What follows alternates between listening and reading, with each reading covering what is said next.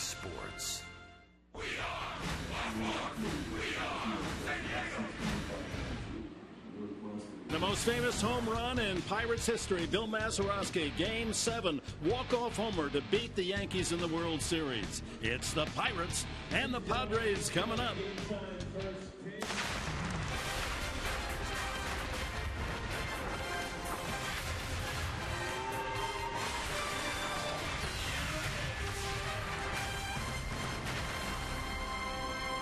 And speaking of Pittsburgh Pirate walk-offs, last night Pedro Alvarez, 2 outs in the 9th inning, drives a single to center field, and Pittsburgh wins the first game of this 3-game series by a score of 2-1. As we welcome you to PNC Park along the Allegheny, downtown Pittsburgh, Pennsylvania, the Pirates and the Padres, the second game of this 3-game set. And we are indeed in downtown Pittsburgh with Mark Grant, Dick Enberg. The Padres have won 14 straight series here. How about this one? Yeah, I think that this series really boils down to a lot of offense, defense, and pitching as well. This 5-game trip, they're 2-3. Very could easily swept the St. Louis Cardinals, but hopefully they can turn it around tonight in all of those aspects of their game. The 5-game road trip is a microcosm of the entire Padres season. They get good pitching, no hitting. They get hitting, no pitching. Well, last night they got the pitching. Hopefully Tyson Ross does it tonight. Quality starts, 53 for the Padres. They're tied for third. That's the highest in Major League Baseball. 1.81 on this 5-game road trip, but the bats have gone solid. 1 game, 1 run in each of the last 3 games. Well, Dick, the offense, table setters 1 and 2 have to get on for Kemp and Upton. They need to come through. Major League 27th with runners in scoring position at .227 average. And those 2 costly errors coming in 2 games, final score 2-1. So they hope to turn that around tonight as we get ready for Tyson Ross and his wicked slider. A man who has not allowed a home run in the last 12 outings. Padres looking for a win tonight.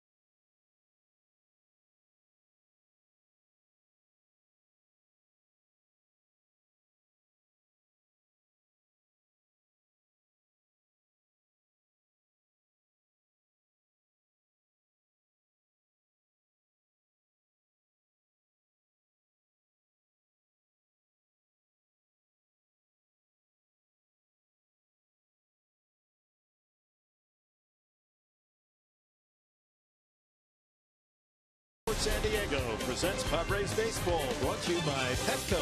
What we feed them matters. And by Mercury Insurance. Log on to mercuryinsurance.com today and see how much you could save. Welcome back to Pittsburgh. It's time now for our Pick the Stick results. As always, we pick players who we think is going to have the hot bat that night. You pick who you think will win that night by tweeting out hashtag I'm with in the name of the broadcaster who you think will win. If you're picks, you could win a free round of golf to Saquon Golf Resort with you and 3 friends. So here are the selections today. The Professor, Dick Enberg, going with Jed Jerko, Mark Grant, Melvin Upton Jr., Mike Pomeranz going with Derek Norris, Mark Sweeney going with Justin Upton, and I have picked Yonder Alonso. Good luck, Dick.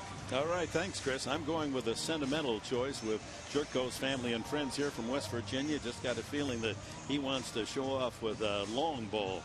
As we check the Padres lineup, brought to you by Toyota, and there's the catcher in the leadoff spot, Derek Norris, followed by Yonder Alonso, Matt Kemp, Justin Upton. Jed Jerko shifted up into the 5 slot with Will Middlebrooks returning to the lineup at third base. Center fielder Melvin Upton Jr. He's had some good success against Francisco Liriano, the Pirate starter. Clint Barmas, a former Pirate, will hit 8th, and then Tyson Ross. Against the lefty Francisco Liriano. Well, the big question for Liriano is how many legitimate strikes will he throw? Of the fastball, slider, changeup, he relies on off speed, and it's tough to lay off those pitches because it looks like it's going to be a strike, then it's out of the zone. At times the walks can be up, but this kid's only given up 70 hits in 102 and a third innings, so he's pitching quite well. He leads the majors in swings and misses 32% of his pitches. And here's the defense for the Bucks behind him. In the outfield, Rodriguez in left, McCutcheon in center, Polanco in right, Gong and Mercer on the left side, Walker at second, Alvarez at first, and a late scratch was Francisco Cervelli, the catcher, and Chris Stewart, the veteran, will be behind the plate for Liriano. Norris batting .241. Very frankly, the big 3 combo of Kemp, Upton, and Norris have almost been totally shut out by Liriano.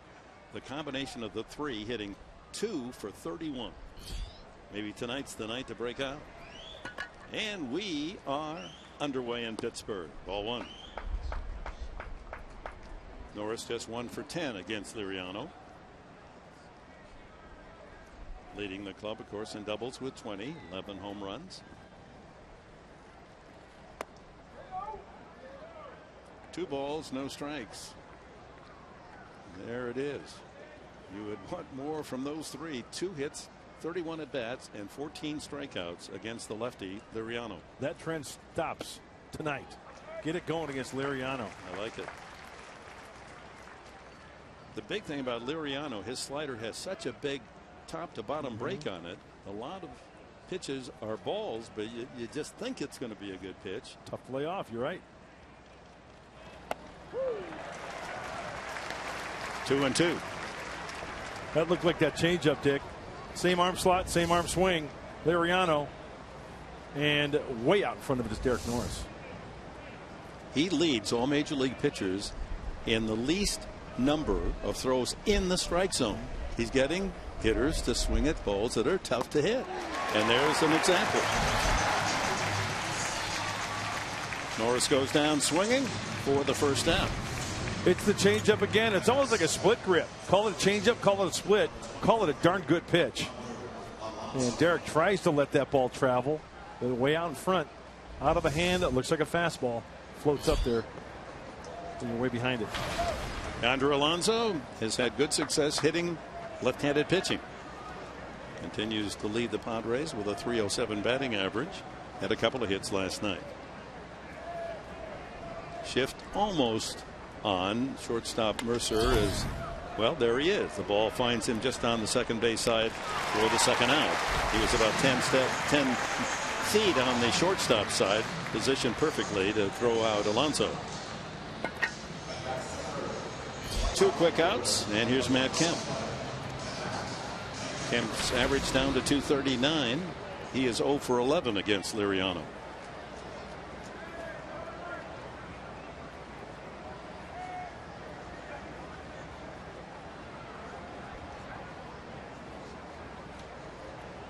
Shift now is definitely on with Walker joining Mercer and Gong on the left side. The only figure on the right side, Pedro Alvarez, and he's not too far from the bag. He's got to be in close touch in case of a ground ball. He's got to get over there to cover first. So a big hole there on the right side.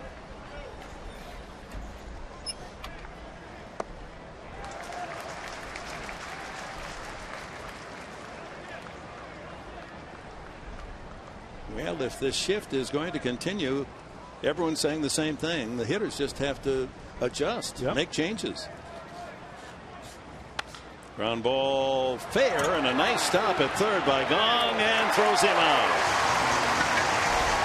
Well done by the Pirates third baseman. That ball was hit well.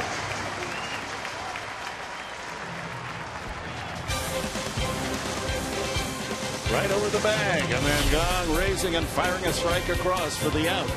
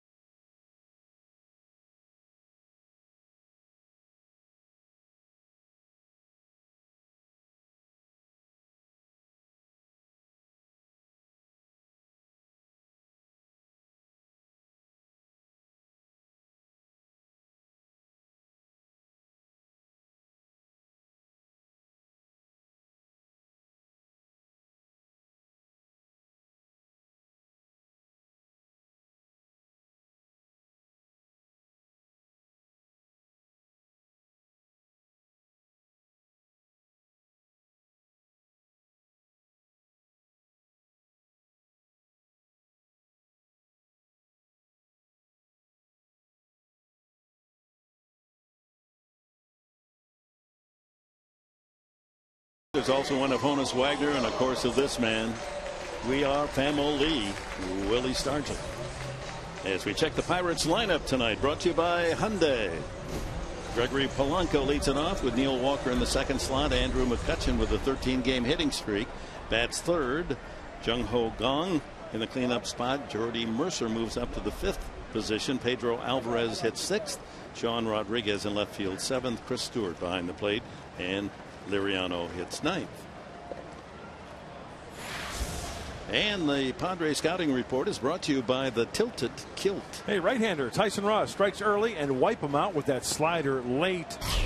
Try to avoid the walks. The walks have been up for Tyson, and only 2 times this year that Tyson Ross has given up 4 runs. All the other, as far as run totals, fewer than 4 runs. He's only given up 4 runs twice. I would say that's keeping him in the ballgame. 1-1. Well, he's also keeping it in the ballpark. He's gone 12 straight games without allowing a home run. Longest string in the major league, 74 innings without giving up a long ball. But you mentioned the walks. He leads the entire majors with 53 free tickets.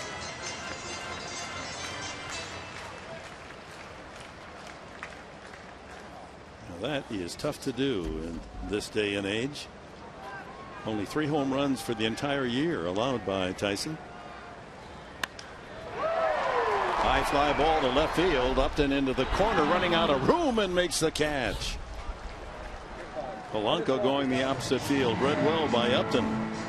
That's almost reminiscent of that play in St. Louis that Justin Upton got and squeezed. He's got a beat on it. Oh, he makes it look so easy. Galloping and reaching up at the last second for the big first out. Brings up Neil Walker. Had his 9-game hitting streak snapped last night. A big July underway for Walker, hitting .415 to raise his average up to .274.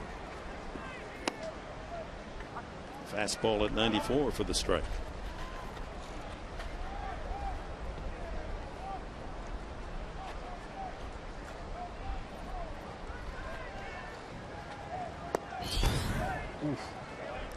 1-1. Well, Tyson Ross has picked up the pace, the tempo, the leg kick. It all started with that start in Arizona a few starts ago in the desert. Breezy night tonight. Wind whipping around, pointing mostly toward left field. We had a shower at 4 o'clock, just a nice watering of the lawn. But there are thunderstorms in the forecast tonight and again tomorrow night. Let's hope they stay away. Let us play the ball game. Ground ball right side. Jerko there, and throws out his counterpart, the second baseman of the Pirates. And a check of the Padres defense brought to you by your San Diego County Ford dealers. Upton and Upton with Kemp and Wright.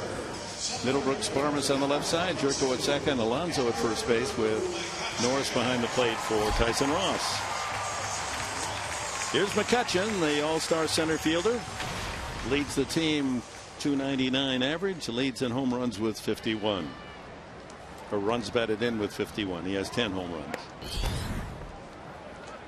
Also leads in doubles 23. That's in the top 10 National League. Had a double last night.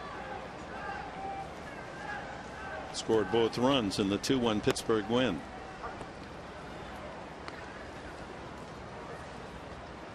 His 13-game hitting streak matches his longest ever as a big leaguer. Had a 13-game run in 2009.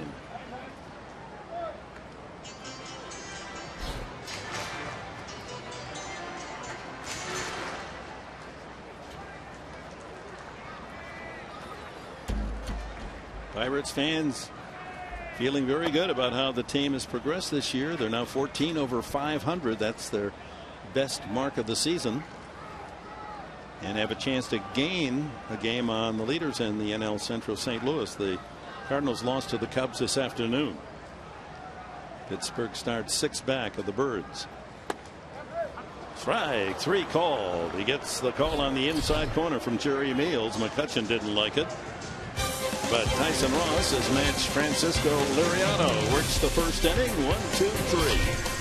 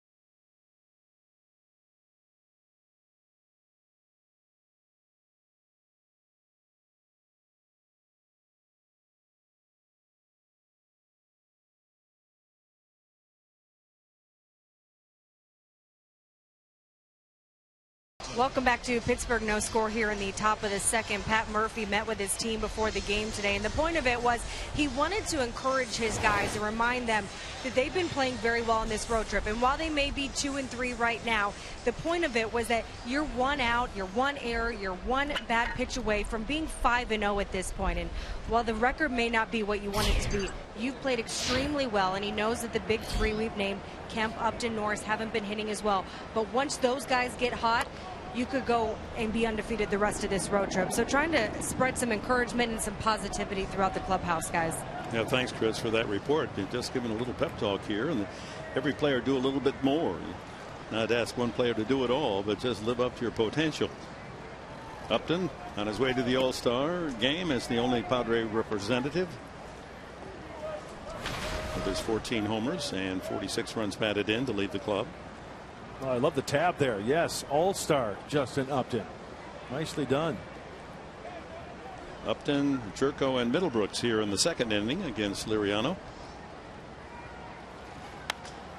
High fly ball, routine, right field. Polanco almost in position there. Hardly had to move. One away. Well, since June 1st now, here we are on July 7th. Kemp hitting .221, Upton .162, Norris .174. You add them all up, and those three are batting an average of .185.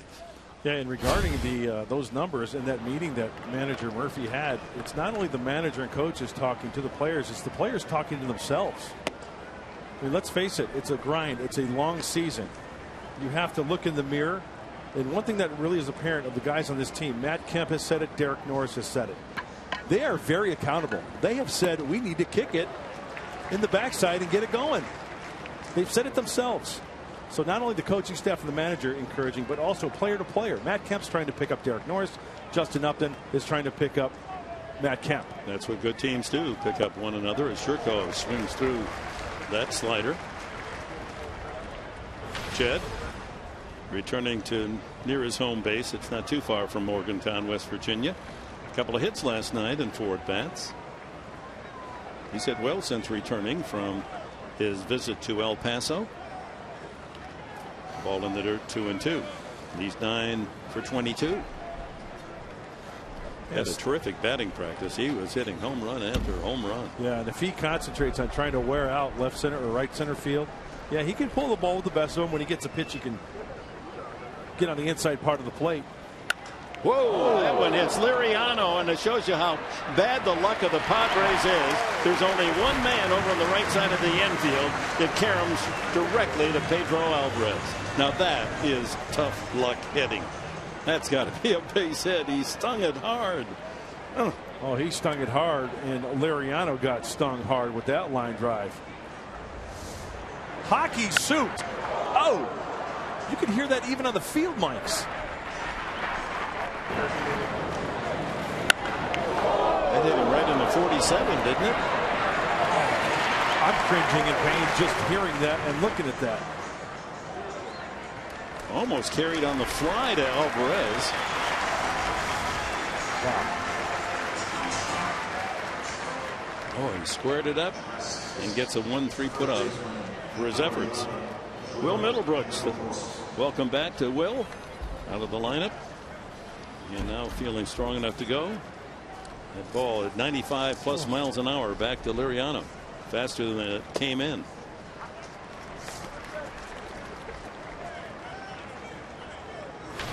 You know, stay tuned after the game on Padres Live, the postgame show.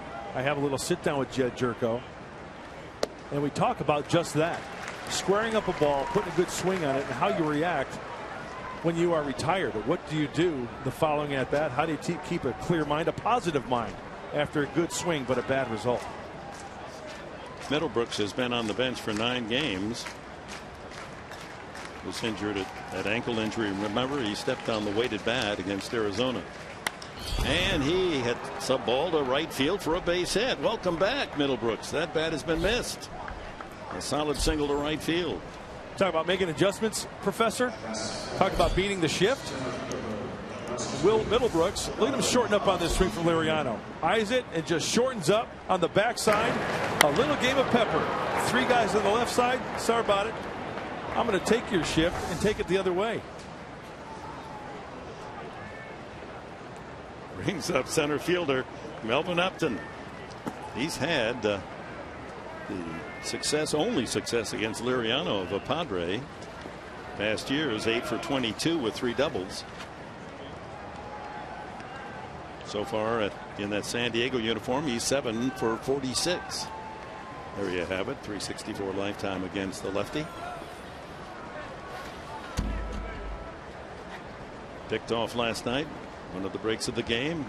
Everyone in the Padre dugout thought it was a balk by Burnett. That was not called. and then the Padres followed with 2 base hits afterwards. Came up empty 2-1. Yep. Clint Barmes returning to PNC Park. He played 3 years here. There's A.J. Burnett. Did not get the win last night, but he did hear victory music. All-star victory. He's going to the game. Ground ball by Liriano, charged by Gong, and he gets up and by a half stride. No runs, 1 hit, and another hit off the back of Liriano. No score.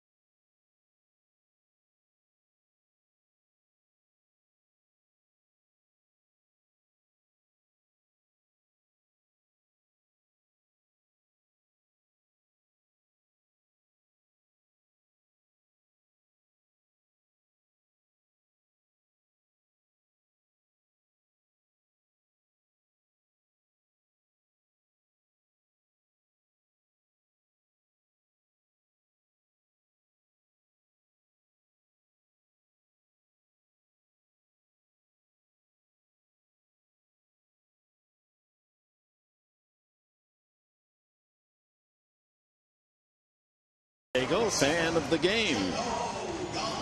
Roberto Clemente tribute there, and we'll talk more about the great Hall of Famer right fielder of the Pirates later. And there's our San Diego fan of the game with a West Virginia hat. Might be part of the Jerko contingent here from Morgantown. Tyson Ross, middle 3 of the batting order for Pittsburgh. Jung Ho Kang leads it off. Ground ball, first pitch hitting to the shortstop Barmes. And 1 pitch, 1 out. Let's go to the keys to the game, brought to you by your San Diego Honda dealers. You ask, you shall receive, Professor. So let's take a look at those keys. Keep the streak alive. We talked about Tyson Ross. You mentioned it earlier. The no home run streak. Last 12 starts, 74 innings, no home runs. And don't go chasing waterfalls. Meaning, what's that mean? Francisco Liriano, right? He's going to tease you with those breaking balls off the plate. Don't go chasing those. Stick to the good pitches around the plate like Will Middlebrooks, taking them the other way, and hopefully string some hits together and win game 2 of the series. No to the Niagaras, huh? Yeah. Meanwhile, Jordy Mercer steps up. He was scheduled to hit 7th tonight, moved up to the 5th spot when Cervelli, who was scheduled to hit there, pulled out a late scratch. He was banged around last night. A couple of bad foul tips. Mercer on the season hitting. Now that we've had a change here, let me double check here. 248.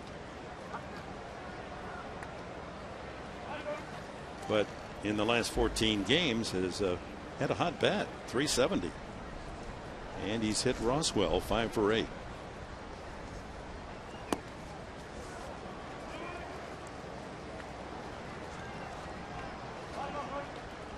Well, usually when a hitter is swinging a hot stick like that over any course of time, he's using the whole field. And when you look at the Padres defense, the infield pretty much straight. Another chance for Barmes. Former Buck fires across to Alonso.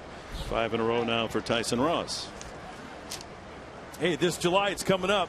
The best players in all the game of baseball, they're going to gather in Cincinnati for what? Yeah, you know, the All-Star game, the Midsummer Classic. Home field advantage is at stake for the World Series. Coverage of the 2015 MLB All-Star Game begins next Tuesday at 4 p.m. Pacific on Fox and streaming live on Fox Sports Go. That's next Tuesday, 4 o'clock in San Diego. Manager Murphy looking out at his son-in-law Pedro Alvarez, who came through with the walk-off winner last night. His 38th run batted in. There's his scorecard on the year, 242 with a dozen home runs, some of them monster homers. Went around. You know, we talk about location of pitches. The ball that Alvarez hit last night for the game winner was a changeup that just caught too much of the plate. The intent of that pitch was supposed to be down out of the zone. Maybe he would have chased, but hey, he capitalized on it and singled for the game winner. And he sends one up the middle for a base hit to present the Pirate fans with their first base hit tonight. Beats the shift. It's a nice short quick swing also from Alvarez. Let's take a look at this pitch. Looked like maybe a backdoor breaking ball. Tough to tell from that angle at first, but anyway, pitches up, stays on top of it enough to line it to left center field.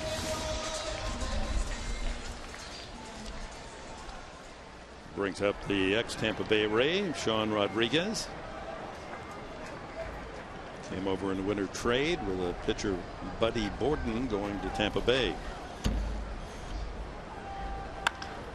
Up the middle, Barmes gets to it. Can he make the play? No. Tried to flip it while on his belly, but it didn't come out cleanly enough for it to go airborne. And that'll be an infield hit for Rodriguez. Well, we talk about the breaks. The Padres not getting a break. That ball hit hard off of Jerko's bat. Hits Liriano. 1-3. That play right there. Clint can't come up with it. Tough play for Clint Barmes. Would have been a tough backhand flip to second base. We've seen Clint Barmes make some nice plays at shortstop this year. Yeah, he just couldn't free his arm off the grass to get a clean throw. Well, here's Chris Stewart, late entry in the lineup. Hitting .298. He's had only 84 at bats.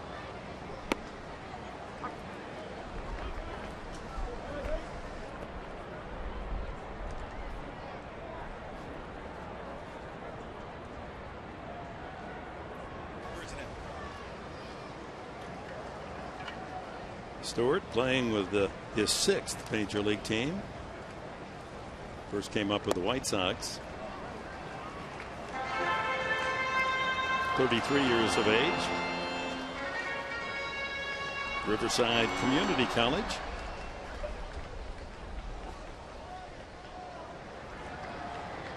Two on, two out here in the Pirates' second inning. No score.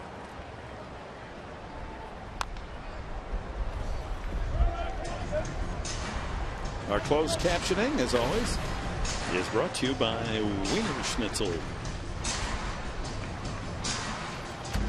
Stewart, local lad, Moreno Valley High School. Yep. He was with the Padres for a cup of coffee, a couple of at-bats. He was. I remember Chris. Short time as a Friar. Hey, good pitches by Tyson Ross, trying to keep him down and away from Chris Stewart.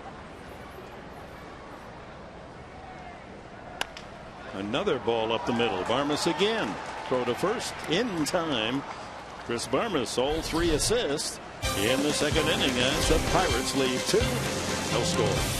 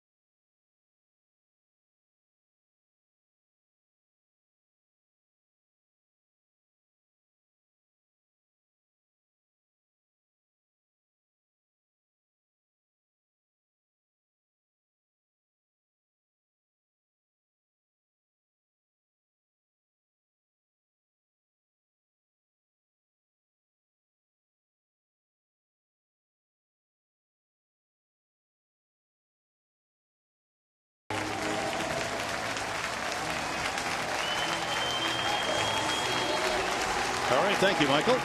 Clint Barmes gets a nice hand as he comes to home plate. Former Pirate, 3 years here. And that's not Clint Hurdle applauding Barmes. They also are recognizing our veterans at the same time. Well, Clint Barmes, when he was a Pirate, his walk-up music was Journey's Don't Stop Believing, and he heard it, and he recognized the crowd. A nice gesture by the Pittsburgh Pirate organization. Barmes hitting .274. And then Tyson Ross and Derek Norris. No score here in the third. He was here 2012, 13, and again last year. A little dip in that average. He's won for the last 14. They give him left center.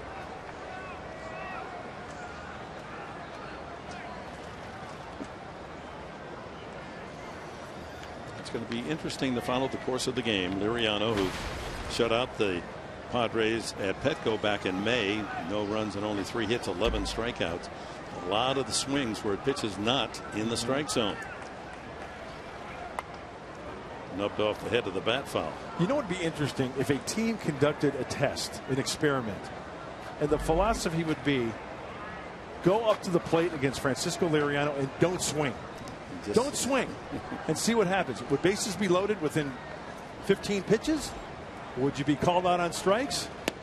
Well, he might then go to the fastball and not use that slider that's so wicked. 2-2.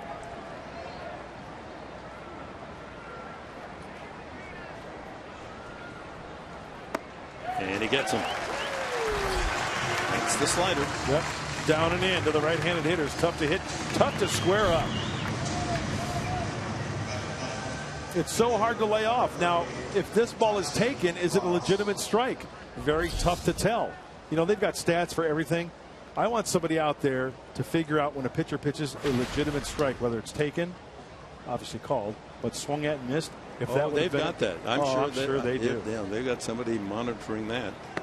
As Tyson Ross, fresh from a home run in St. Louis, to the opposite field. First Padre going long ball here on this season. And he takes low 2-0.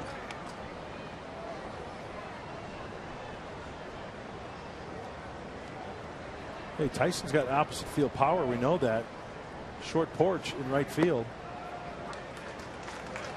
And it jets out to 375 in the alley. In that right field corner, it's only 320. It's 325 in the left field corner.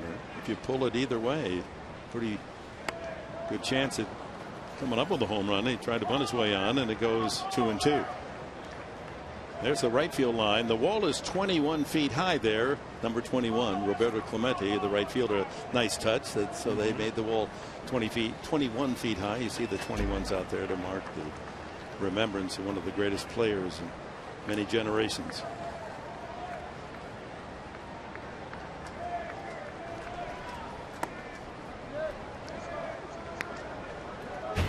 Well, here it is in case you missed it in St. Louis. His first career home run shocked everyone, going to right field. And the first Padre to go deep on the season. Grounds this one to the right side and under the glove of the diving Walker. And he continues to swing the bat, helping himself out. Hey, anytime a pitcher can avoid the strikeout, this is something they can work on diligently in batting practice. Playing game of pepper, taking the ball the opposite way, taking it where it is pitched. If you avoid the strikeout, you can help your own cause. We saw the home run going the opposite way and a sharp single just off the glove of Walker for Tyson Ross. Stay hot.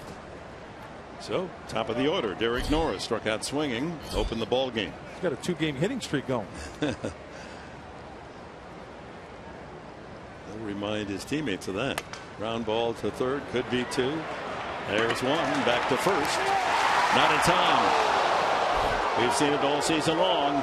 Norris has that extra step of speed to beat a ball where most catchers hitting that ground ball to third. That's a 5-4-3 double play. It was a broken bat grounder, so that ball not hit that sharply. Gong to Walker to Norris. Hold all tickets. Are the Pirates going to challenge this one or let it be? Are they going to go straight Beatles and Paul McCartney and let it be? Nah, he's safe. And that's a good exchange, trading Norris and his speed for the pitcher, Tyson Ross, getting Ross back into that dugout. Yonder Alonso grounded to second baseman Walker, his first time. There's that big sweeping slider.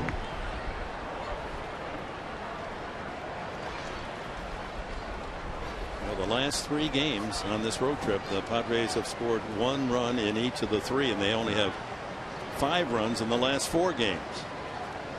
A light sprinkle falling. 2-0. And it's going to start raining harder.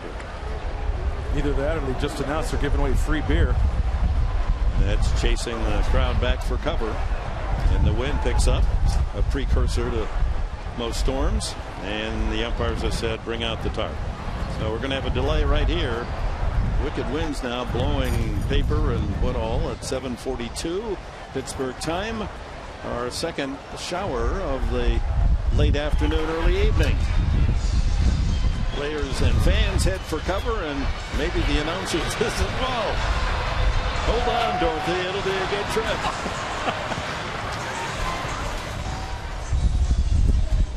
Boy, this one came out of nowhere, did it not? And this grounds crew has been the case in all the Midwestern teams. A lot of practice this spring and summer. One of the wettest ever in St. Louis. They had 13 inches of rain in June, the wettest June on recording. My friends in Michigan say that they've never seen a spring and summer with so much rain. The farmers are just crying because they just can't grow any crops. It's just mud in the fields. And look at the oh, the winds are picking up big time. Those guys got to be careful down there.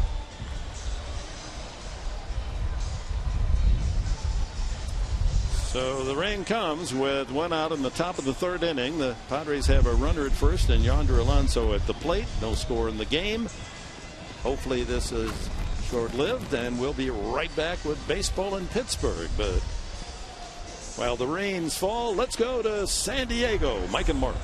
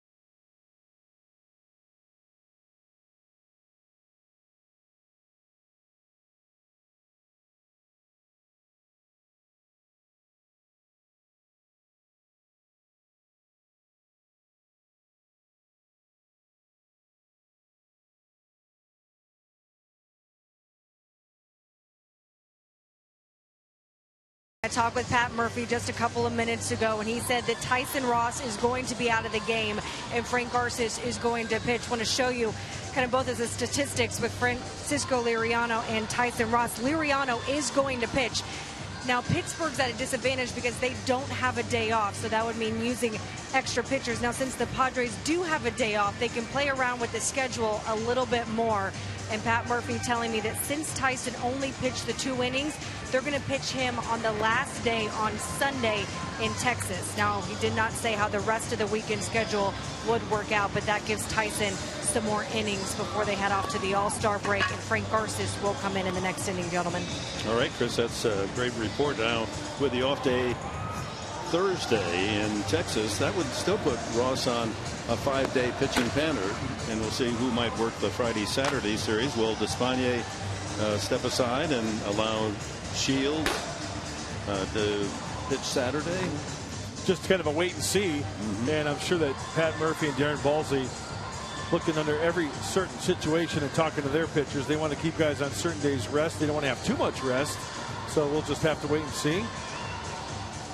And a good opportunity for Frank Garces. You know, a scoreless game here coming out of the bullpen, and a chance for him to get a win.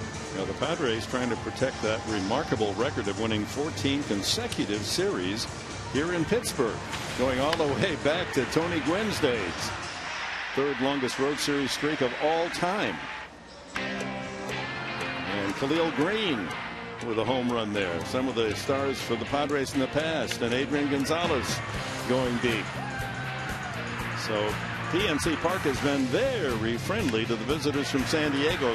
Jerko with a home run. But they've got to win the next 2 tonight and tomorrow to continue that streak. For a lot of years past here at PNC Park, when it opened up, the Pirates really didn't have that good of a ball club. But the last few years, you know, getting into the playoffs, they've been very good teams, with the Padres taking advantage of the poor teams here in Pittsburgh by winning those series. So in modern day baseball, this is the longest streak of series wins, including 3 sweeps by any one team on the road. You have to go way back to the turn of the century to find those that are longer. Well, Francisco Liriano, as Chris indicated, he's going to stay in the game, even though he's been out of action for 1 hour and 45 minutes. We'll see how that impacts his game. With the Cardinals coming in for a crucial 4-game series Thursday, Friday, Saturday, and Sunday. Clint Hurdle a bit strapped. He can't afford to just take him out, put another pitcher in, burn up another arm. And Francisco Liriano's been around the block many times, but I'm sure he's been in situations like this. And he's probably in the clubhouse, maybe keeping a hot pack on that shoulder, keeping it nice and loose. Well, the players have been ready to go, but the umpires just now coming out of their locker room. And Jerry Meals getting a couple of fresh baseballs put in his pocket. Situation now, no score. There's 2 outs here in the top of the 3rd. Tyson Ross had singled, remember, and Derek Norris safe on a fielder's choice. So 2 away, Norris at first. And the count is 2-0 on Yonder Alonso.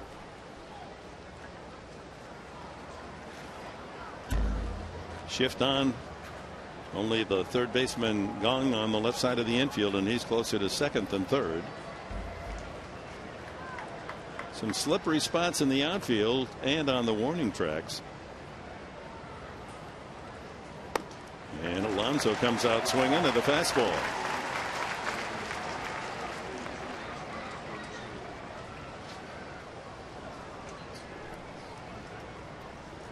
.142 is the official rain delay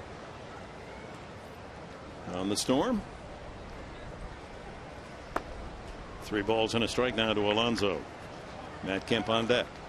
Padres have a couple of hits off Liriano. Middlebrooks an RB or a single to right field in the 2nd, and then Ross a single to right field here in the 3rd.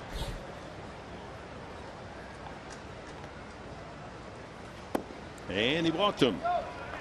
So not sharp coming out of the rain delay. Padres have a couple of men aboard with 2 gone, and Matt Kemp steps to the plate, and we remind you to tweet your strongest fan photo using hashtag SD Data Strong Fan. You might see yourself in an upcoming telecast brought to you by T-Mobile. Kemp hit the ball sharply over the bag at third, but Gong made a good play deep at third and threw him out back in the first inning. Yeah, a couple of factors here it's worth looking into. One is the delay for Liriano. Secondly, remember that line drive he took off the back. That's got to be barking a little bit as well. So a couple of factors. Yeah, Jerko blistered one right back to the mound, took him in the numbers right on the 47 on his back. In case you weren't with us, watch this. Bam!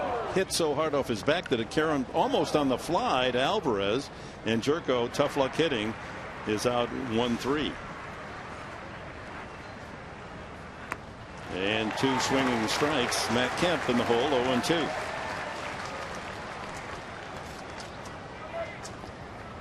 Yet another situation, men in scoring position for Kemp. Hitting .250 on the season.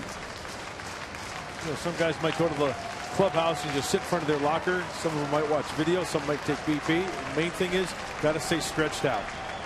Stay limber. Center field hit well. McCutchen on his horse. Can he get there? No, it's over his head. Up against the wall, and with 2 outs, both men running hard. And Alonso from first base. He's coming to the plate. He will score on a 2-run double by Matt Kemp. And the Padres jump in front 2-0. Kemp delivers his 43rd and 44th runs batted in this year. Well, Liriano has been throwing a lot of off-speed pitches up to this point. And Matt Kemp, does he go down and get an off-speed pitch? He most certainly does. It's a changeup. And even Andrew McCutchen, the 5-time All-Star, cannot catch up to this one. And as you mentioned, Dick, crack of the bat. 2 outs. Everybody's off and running. Glad to see Matt Kemp square that one up. You're right about McCutchen. He catches just about anything that's airborne out there in center field. That ball hit so hard, like a golf shot over his head. Upton takes a strike. He flied to right his first time. Well, the RBI race for the Padres is getting interesting. That's 44 now for Kemp. Norris has 45 and Upton 46. 1-1. You know, that's the perfect scenario, what we just saw, Dick, that we were anticipating in spring training, which we saw early in the season. A couple of guys on for Matt Kemp or Justin Upton, and then bringing them home. That's what we saw early on with this club. As they jumped out 10-5 to open the season. In the dirt, 2-1. And thus far, Liriano doesn't look as comfortable as he did at the start of the game before the rain delay. Well, the big key up to this point is hit the mistakes. Get to him quickly. Start to add on before they can get anybody going in that Pirate bullpen. Remember at Petco, Liriano went 6 innings, allowed only 3 hits and no runs, struck out 11.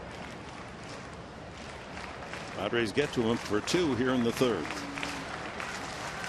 Ground ball third base. That's a fair ball. Long throw by Gong is in time.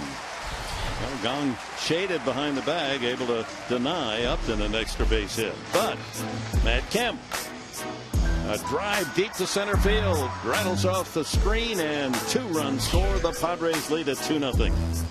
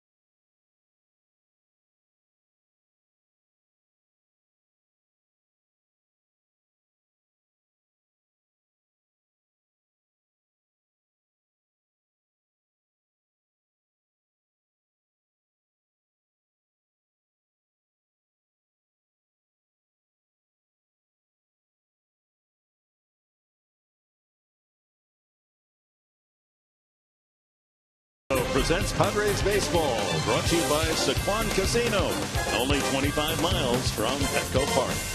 And by Jack in the Box. Try the new Double Jack today only at Jack in the Box. And Frank Garces, as Chris indicated, comes in to pitch in the third inning. He has a 2-0 lead. And our pitching change is brought to you by El Cajon Ford. Garces has been used in short relief in 30 appearances, only 26 innings. So Padres hope he can give them a couple of maybe 3 innings tonight. Sure. You look at the bullpen of the Arms and the longest outings this year. Frank Garces has been the longest as a reliever, 3 innings. He pitched back on May 15th, the longest of any reliever out of the bullpen for San Diego this year. The pitcher Liriano will lead it off, followed by Polanco and Walker. Liriano has 2 hits this year in 33 at bats.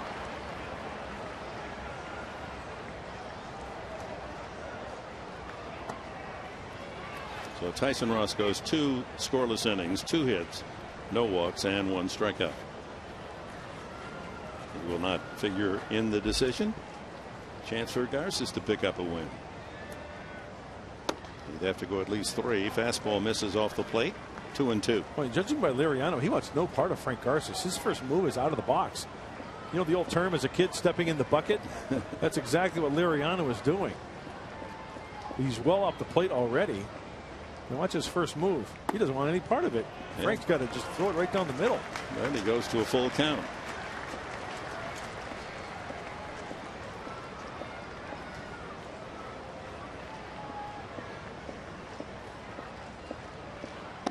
Swung in and missed. That was ball 4. Thank you. First strikeout, obviously, for Garces. The All-Star final vote, and you can all participate on Friday.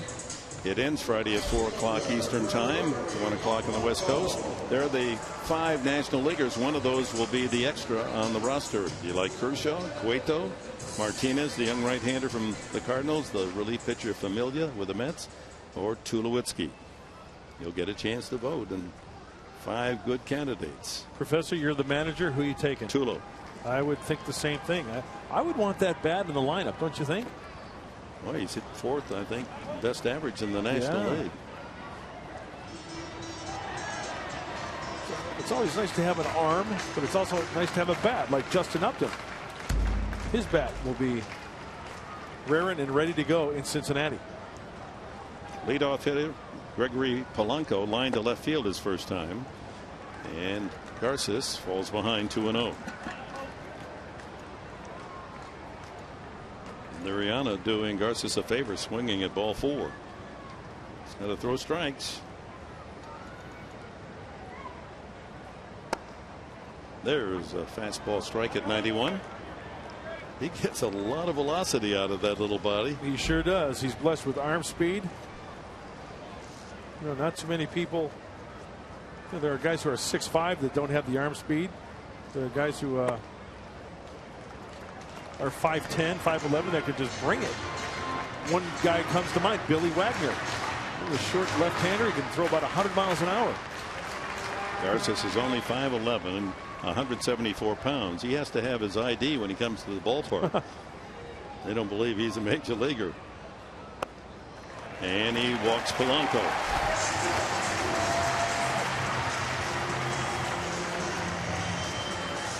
That'll bring up Neil Walker. Hey, one of the best apps out there. Download the #1 app for live baseball. That's MLB.com At Bat. In-game highlights, live look-ins, replays, radio broadcasts, get StatCast, everything. Get MLB.com At Bat for your smartphone or tablet. Walker, switch hitter, turns around, hits from the right side.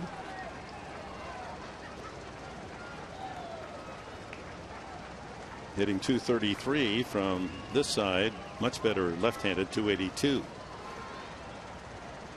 And he has much better power left-handed. Fouls it back. All 6 of his home runs from the left side. There you have it. But he hasn't had many opportunities right-handed. In fact, only 43 at bats compared to 238 as a lefty. Polanco, the leading base stealer for the Bucks, has 17.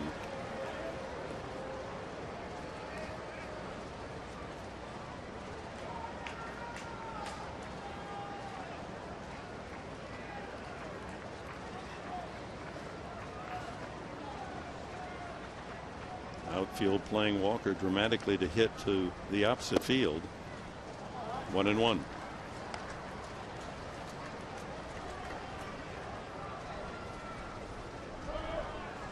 Well, successful 71% of the time, Polanco. He's a guy they always put in motion.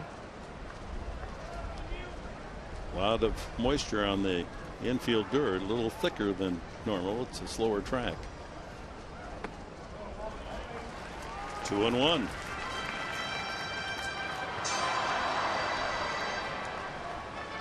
Garces went 3-2 on Liriano and got him to swing at ball 4. He's walked Polanco. And now 2-1 to Walker.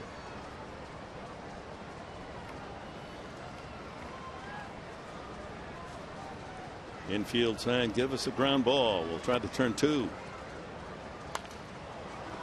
Good cut there. 2-2. Well, he's going to have to keep the ball down because Walker really liked that last one. There's a huge hole, as you mentioned, Dick, in left center field. Trying to pitch him away, play him away. Infield on the pull side.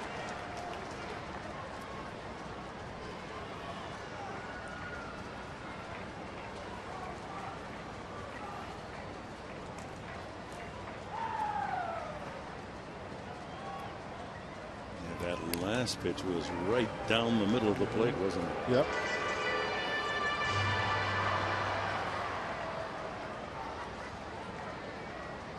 Dead center.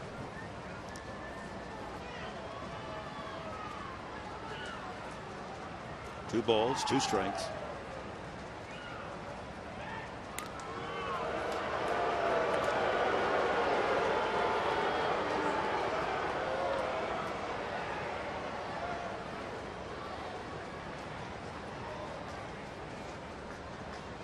Cubs in St. Louis, a game that the fans here in Pittsburgh are keenly interested in, playing a doubleheader today. Drive to left field and trapped by Upton, and he gets him at second base. Jerko and the Cats. That ball hit so hard that Polanco, he had to play it halfway, and Upton came up with a trap, quick throw, and gets the force out. So he takes a hit away from Walker. Fielder's choice, 7-4. Clint heard a lot of the dugout. They're making a phone call. I think they're going to bring it back, and there's the trap. Remember now a force play at second base. Oh, that's very, very close. Very close. But Justin does the right thing. He immediately comes up throwing. And Jed Jerko being the first baseman, well, he looks like he's striding with the wrong foot there. He could have got more extended with his other foot. Anyway, he's held it up. Got to wait. Is it caught? No, I got to go. That's tough to tell, isn't it?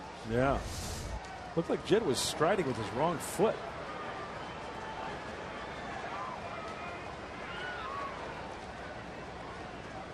Yeah, no challenge. Fly ball foul. So 2 out. Walker at first base, unlucky not to have a base hit, and McCutchen, the batter, took a 3rd strike facing Tyson Ross. Okay, total hits for Andrew McCutchen, 86 total, but where does he like it? And you know what? It's like from the age of little league to, you know, you're a big leaguer. Who doesn't like it right down the middle? Majority of his hits right there. He likes to hit extended right through like the belt buckle, maybe high thigh high. But where can you get him out? Up and in and down and in.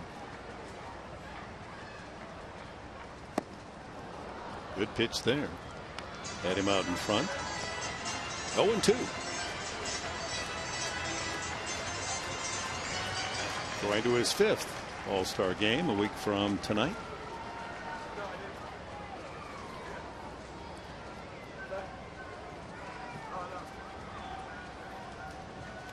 All the way to the screen, got through Derek Norris. That moves Walker to second base. Let's see how they rule it. Right through the wickets of Norris. That's a wild pitch. Once it hits the ground, it's an easy scores decision.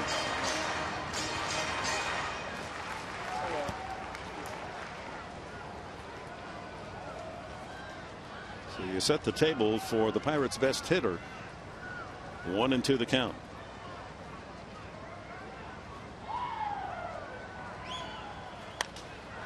Right field, slicing into the corner. That's away from Kemp. McCutchen on his way to second. The run scores. Walker. It's 2-1. A 14-game hitting streak for McCutchen, his longest ever.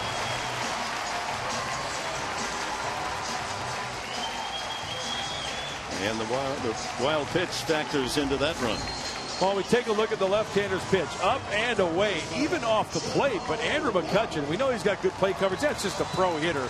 Taking that ball exactly where it was thrown.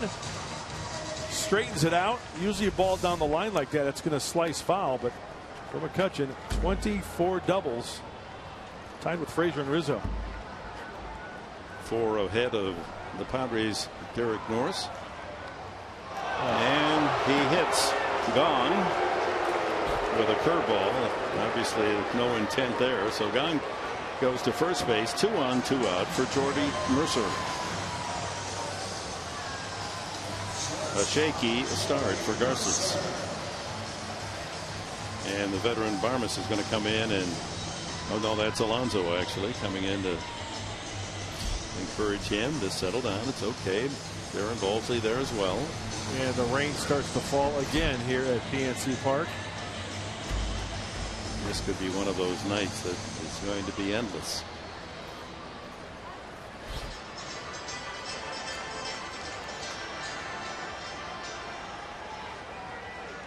After Garces, it's interesting as to where manager Murphy will go. Yeah. You really don't have a long man. Despagne would be the closest to Sean Kelly, perhaps. Maybe a Marcus Mateo.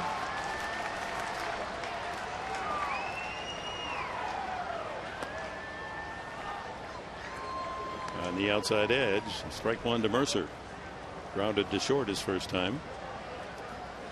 I would say Brandon Maurer would be on the shelf. He's been used quite frequently. I mean, you got to get at least 2 or 3 innings out of Garces. Out of Garces, right. Those fans aren't leaving their seats. That quartet covered in yellow plastic. It seems like it just stopped. Out of play.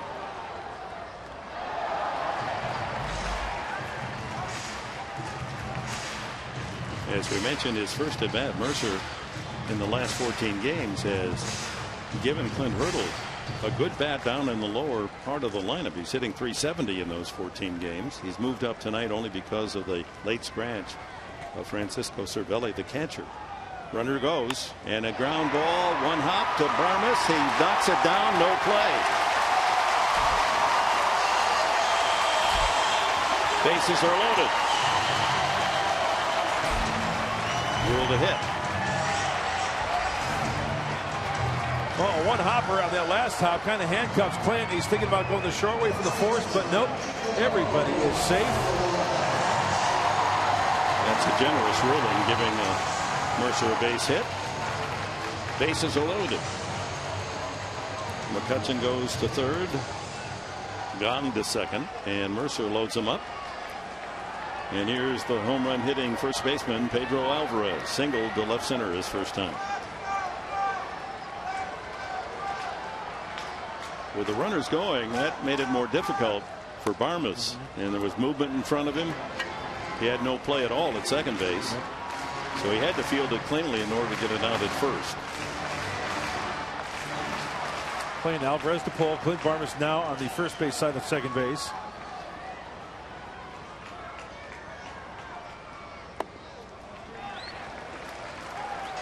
A ball and a strike to Alvarez, the hero last night.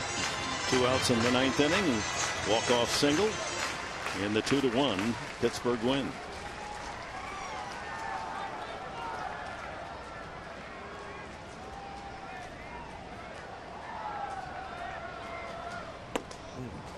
Two and 1. 28 pitches for Garces here in the 3rd. Trying to salvage the Padre lead at 2-1. Way out in front, Alvarez. That one skips up into the crowd.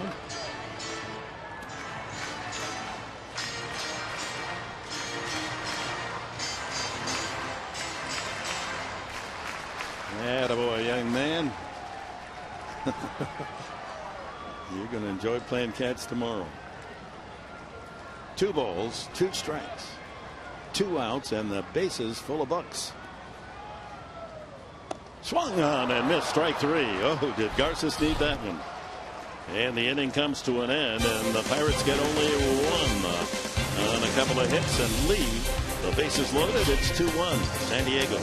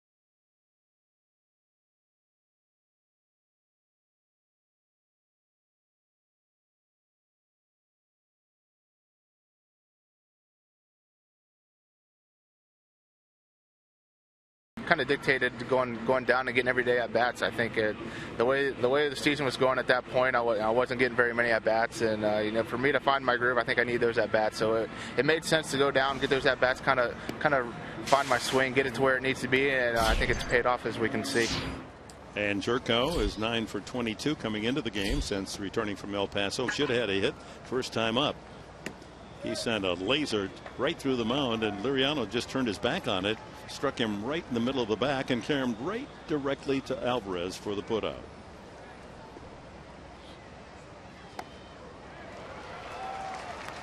Nice 2-0 changeup from Liriano. And if you want to catch that whole interview, stay tuned after the game. And after the Padres beat the Buccos here in this game, Padres Live, the postgame show, you see the whole interview with Jed. Yeah, that's a long, extensive insight into Jed Jerko. Great interview. Yeah, stay with us. We have a 1-hour Padres Live postgame show for you, and we'll have a little bit of everything. So stay tuned. 2-2.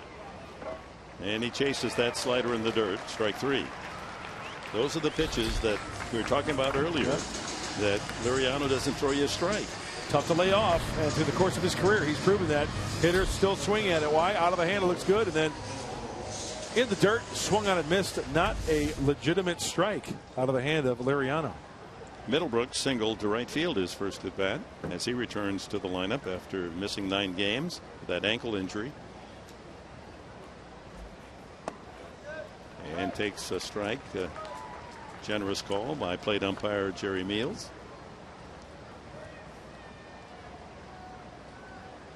2-1 Padres on the 2-run double by Matt Kemp. Marcus Mateo is loosening in the Padre bullpen.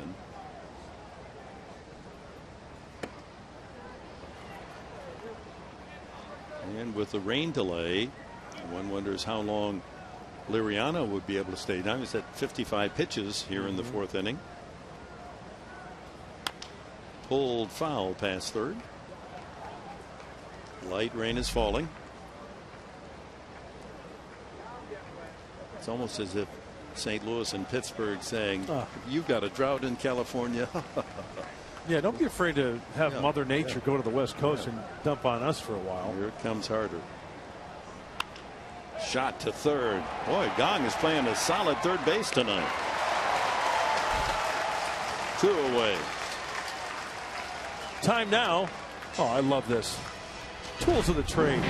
Brought to you by Ram Trucks. We're going to talk about breaking balls out of the hand of Francisco Liriano. The slider, Fox Vision. Look at how this one's more of a sweeping breaking ball. And when he is ahead in the count, out of the hand, it looks like it's going to be a fastball. And where does he aim it? Down towards that back foot to the righties. And this is a closer look. Watch out of the hand. Get to the side of it. Turn the doorknob. You see that rotation. Swung out and missed. Strike 3. And that was one of the sliders that would have been called strike 3 as well as swinging strike 3. 2 outs to Melvin Upton. Grounded to third his first time. Gong at third. Responsible for 5 assists tonight.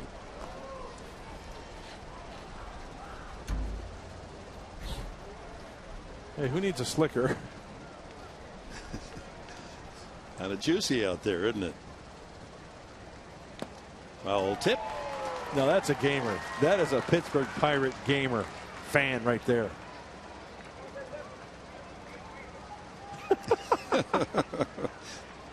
There's got to be a joke in there someplace, huh? At least a little humor.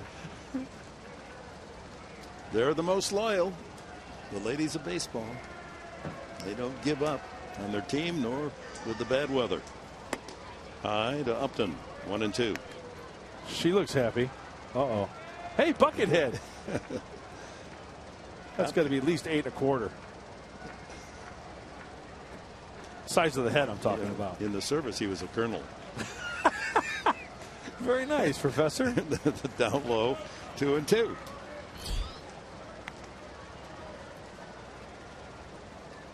Upton 8 for 22 against Liriano in their head-to-heads in the past when he was at Tampa Bay. Swing and a miss. Another strikeout. Number 4 for Liriano. 1-2-3 go the Padres. They lead it 2-1.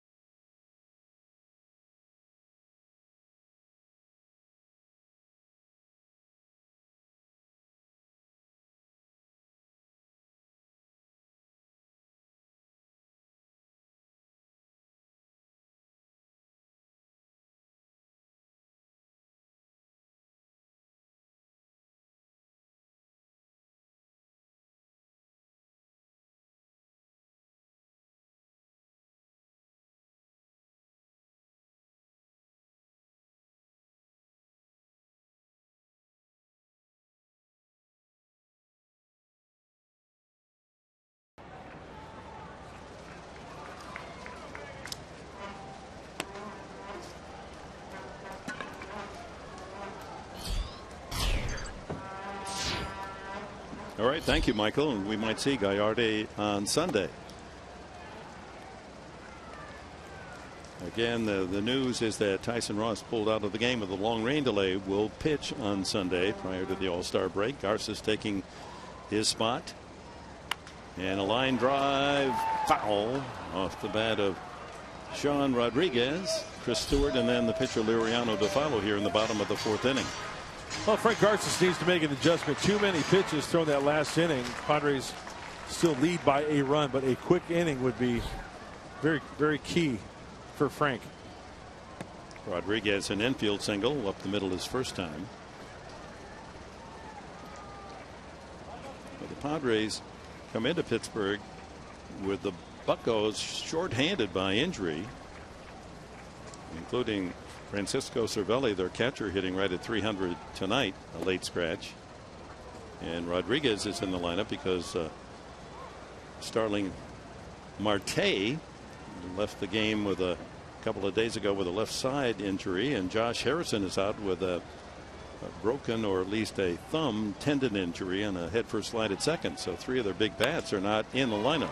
Smacked right at third baseman Middlebrooks. 1 away. Hey, tonight on SD Live, it's all about the Padres bullpen when Brandon Maurer and Sean Kelly stop by. After the game, they'll jump on a private jet back to San Diego and be in studio. So tonight after Padres Live, right here on Fox Sports San Diego, Sean Kelly and Brandon Maurer. They don't really do that, do they? Sure they do. Well, you don't want to miss it. There they are. Somewhere in that bullpen is Marcos Mateo. Well, they may already be headed toward the airport. Marcus Mateo apparently will inherit the game whenever manager Murphy feels Garcia has done his job. Chris Stewart had grounded to short his first at bat. The veteran catcher getting the chance to play tonight with Cervelli injured, foul tips last night. Line drive, base hit. Upton comes in to get it. You see how slowly that bounces into that wet turf. And that'll give Liriano a chance to sacrifice him along, representing the tying run. Liriano struck out facing Garces, the first man that the lefty Garces faced to start the 3rd inning. This pitch from Frank up. And watch it when it hits this grass. A lot of moisture out there. Just dies. Checks up.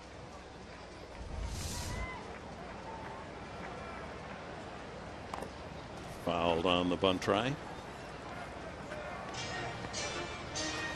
Well, it looks like Liriano is just scared of the batter's box. He has a couple of sacrifices this year.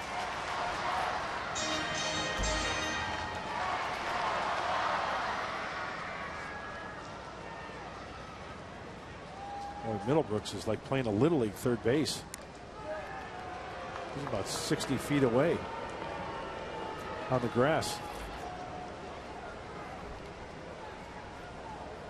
A.J. Burnett, sacrificing last night, pulled the bat back and hit a sharp ground ball up the middle, but it turned into a double play. Liriano not a serious threat to get that call tonight with only 2 hits all season. I mean, this is one of those situations where Frank Garces could just have the luxury of throwing it right down the middle. Liriano is absolutely no threat in this situation. He's going to bunt, throw it down the middle. Bunt it in the air, and Middlebrooks will squeeze it just in foul territory. 2 away. And top of the order, Gregory Polanco walks to the plate. He's lined to left and walked in the 3rd. That walk became the Pirates' run. Padres were lucky that Neil Walker hit a line shot to left that was trapped by Upton, and Polanco had to play it halfway, and Upton's throw just did nail him at second base on a force play. And that checked up the Pirates to score only 1 instead of many more. Inside. 92 on the fastball. Stewart at first base, not a threat to go.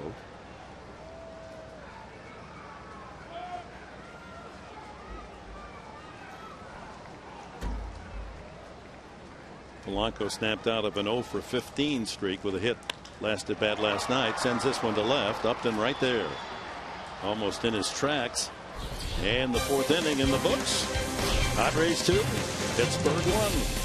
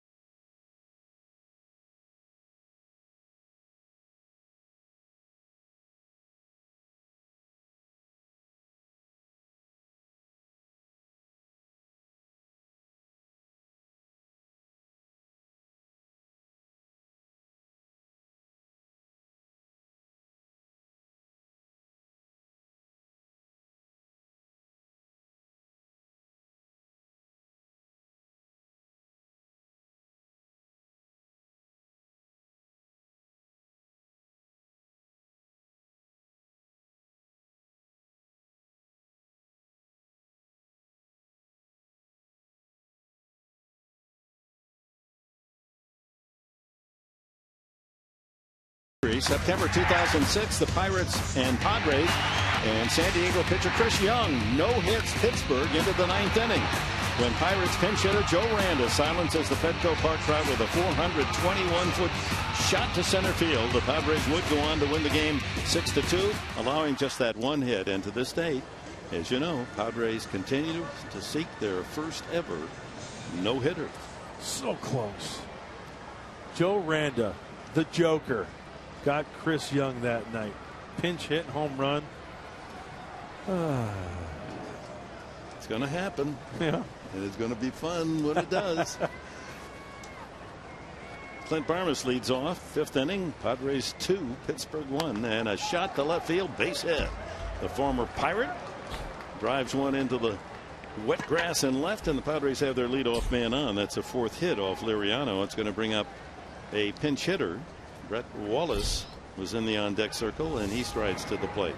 Clint Barmes swinging early off Liriano to try to avoid that breaking ball, that sweeping slider that we focused on earlier. You get the fastball around the plate, go to Hacken. No, it's not going to be Wallace after all. With the base hit by Barmes, Pat Murphy decides to bring up the pitcher, James Shields. Swings a good bat, and is going to be asked to sacrifice anyway. Let's see if he can perform that duty and get Barmes to second base and allow Norris and Alonso a shot at extending the lead. And the bunt is a beauty. Throw to first base, another assist. No one was over third, but hustling was Mercer to cover just in case. So one pitch, and Shields asked to sacrifice. Mission accomplished. Perfectly executed by the gentleman that calls himself a Fuego G. James Shields. Oh, he is a beauty, by the way. And he loves to help out any way he can. He gets that runner over the scoring position, and we may never hear the end of it. Oh, yeah, I got it done. If you need it done, just call Fuego G. He's probably saying, hey, all you hitters, see how it's done? Well, have lessons tomorrow. I'll come out early to the park. Now let's see if he's the best. Helps the Padres to pick up an insurance run here, 2-1. Derek Norris struck out and safe on a fielder's choice. Hit well to center field. McCutchen has a beat on it. And that's the second out. So it's up to Yonder Alonso. He's still talking down in that dugout and smiling.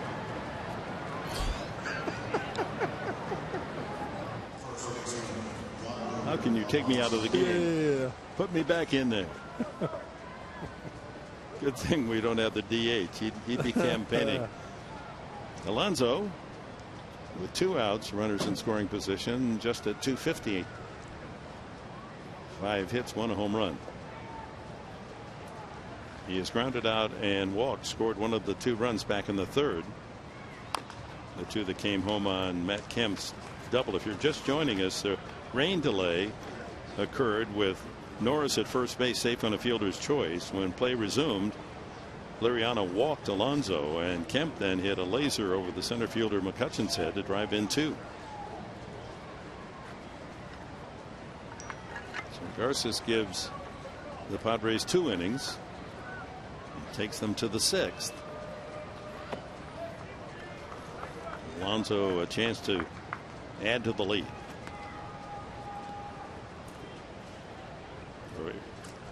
The 2 innings takes the Padres to the 5th inning for the reliever. Apparently he's going to be Mateo.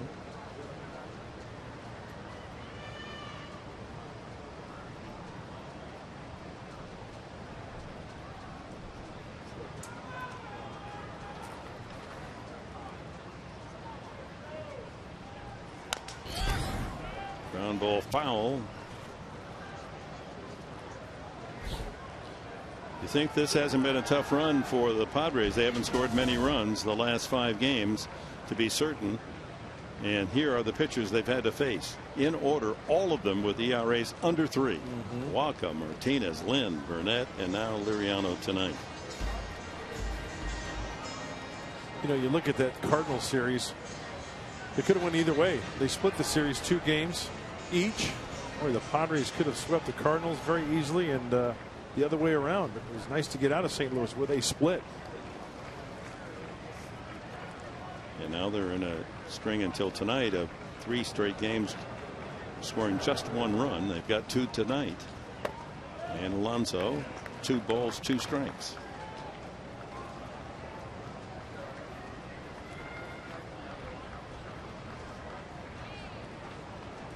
Well, that wind that was blowing out toward left field at the start of the game back at 7 o'clock.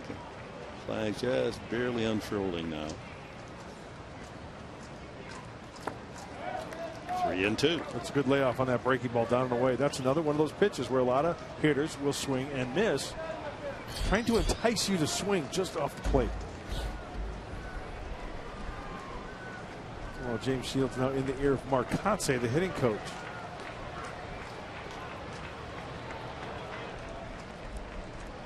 Full count to Alonso. Got something upstairs, flipped it back on the screen.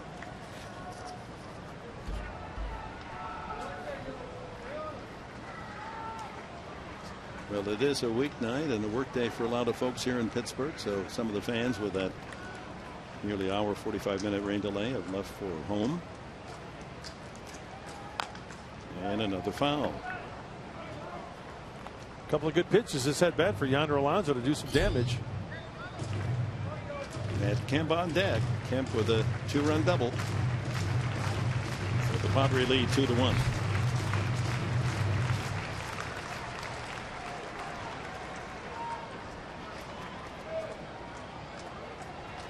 Got him. Strikeout number 5 for Liriano. Padres leave a man in scoring position.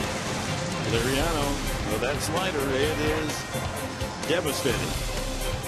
Middle of this one, 4.5 in the book, 2-1, San Diego.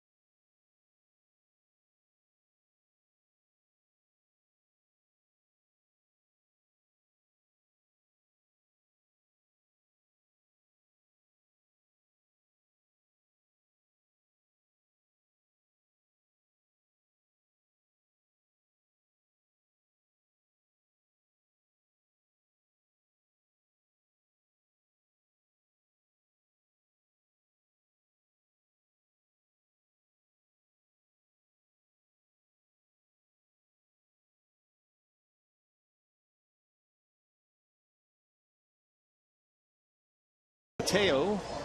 Bottom of the 5th inning, he'll be facing Walker, McCutchen, and Vaughn. And other major league storylines today. Johnny Cueto, 2-hit shutout, beat the Nationals 5-0. Matt Cain trying to snap the Giants' 7-game losing streak. They haven't won a game on this road trip. They played the Mets tonight, and Albert Pujols is going to be competing in the home run derby at the All-Star game. He's got 25 home runs this season. Well, for Johnny Cueto, it doesn't surprise me. Matt Cain, he needs to be the stopper, and you know what? Albert Pujols, he can still put him out of the ballpark. See where Bryce Harper said he's not going to participate because his father is unavailable to pitch to him in that home run derby. We understand Pujols also hit a home run tonight, so he's not going to have Dad there, huh? No, and so he said, then I don't want to be a part of it. His dad knew how to throw it right in the right spot, apparently. He should call me. Then you just could split the take, huh? Mateo to Walker, now hitting left-handed. Strike one. Sen's called up from El Paso, where he pitched for Pat Murphy. The ERA a little high, but he doesn't have a lot of innings, just 6 2/3. He's given up 7 hits and 4 runs, 3 earned, 1 home run. 11 strikeouts in the 6 2/3. He's got a good heater.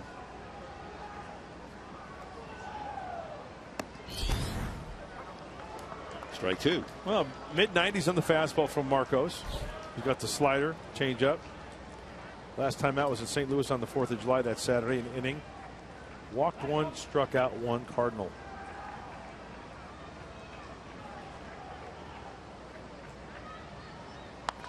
Walker in the 1st inning batting left-handed against Ross, grounded to second.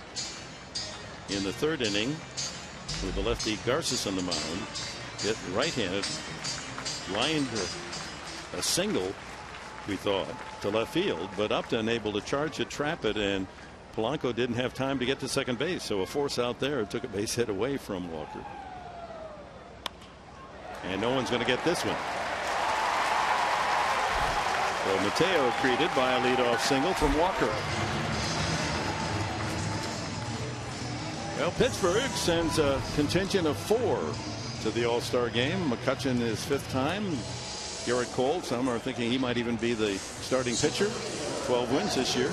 A.J. Burnett, the veteran who pitched last night at age 38, finally makes his first All-Star team. And Mark Melanson, the bullpen star, he will go as well. Yeah, those 3, the trifecta there, a reason why the Pittsburgh Pirates have the 2nd best ERA in the National League at 2.88 going into tonight's game. Behind the St. Louis Cardinals. Cardinals 2.31. Oh, it wasn't that close.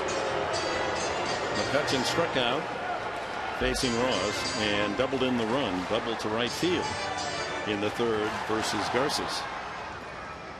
So his average up to an even 300.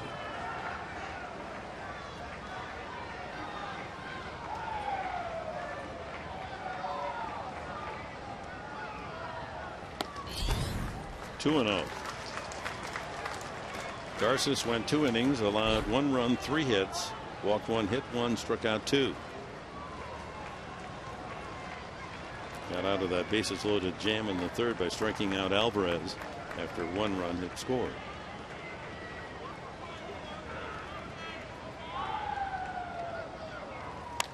That ball is crushed to left field. Upton back.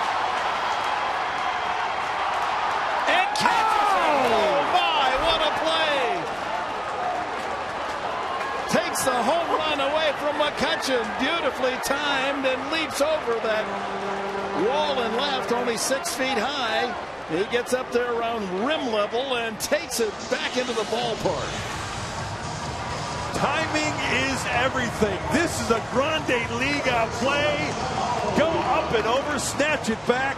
Yeah, that's a Padres All-Star right there. That is some kind of nice. Wow. Walker alertly thinking it could only be a home run or a catch. He was tagging up, figuring that nothing wrong with tagging because if it's a home run, I run around anyway. So that was a heady play by him to go to second base. on the out. And there's a base hit off the bat of Young. And it gets away from Kemp. Scoring easily then is Walker. And Gong will wind up at third base. And it's a 2-2 tie.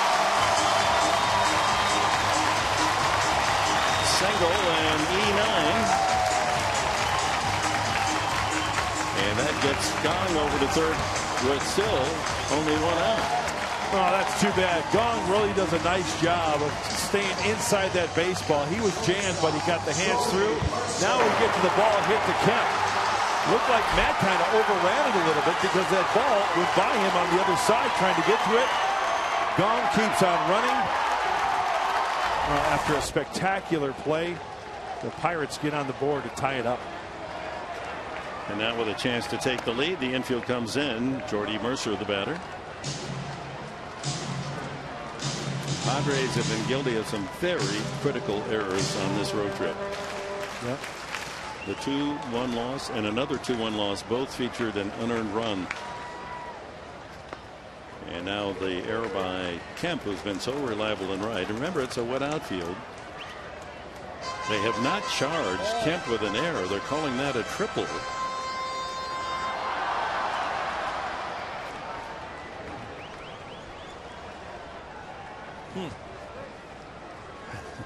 The scoring is so inconsistent in the league. It just, there should be a standardized score keeping system. Yeah. You know, that would be ruled an error in most parts. The score here gives them home cooking and gives Gong a triple. And I think if you were to ask Matt Kemp, he misplayed that one. He should have had that one. Therefore, it should be an error. 1-2 now to Mercer.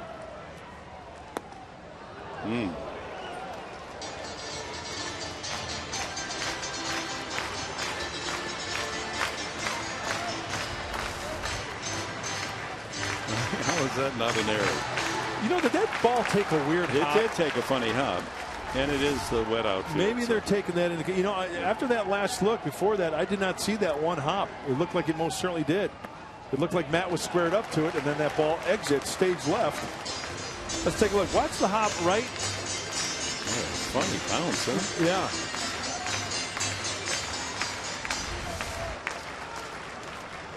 Three and two now to Mercer. Infield tight, trying to cut off Gong from third. And Mateo has not fooled anyone, and he's lucky that McCutcheon's ball was caught at the top of the wall in left field. Ground ball to second. Jerko looks back the runner. 2 away.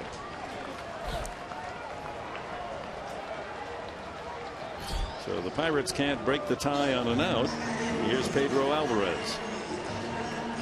You know, it's got to be a bad feeling for an outfielder. You try to, you know, you go to your left, you're trying to get in front of a ball, but all of a sudden you've got your momentum, you're going to plant, and then all of a sudden, bang, it takes that hop. It's lucky for the Padres that this is not a big outfield, because that could have been an inside the park home run. Some yards. I'm thinking AT&T in San Francisco. So Alvarez, the hero last night, with a RBI single, walk-off single in the 9th inning with 2 outs. So you can give Gong. Well, he was going to get an RBI anyway. The runner was going to score on a single or a triple.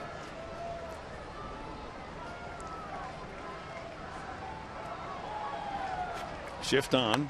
High fly ball to right. Deep. Kemp is there. So no damage by Kemp in the play in right field. And a big hurt on the Pirates' hopes when Justin Upton climbs the wall in left field to rob Andrew McCutchen of a home run. And the game is tied 2-2 after 5.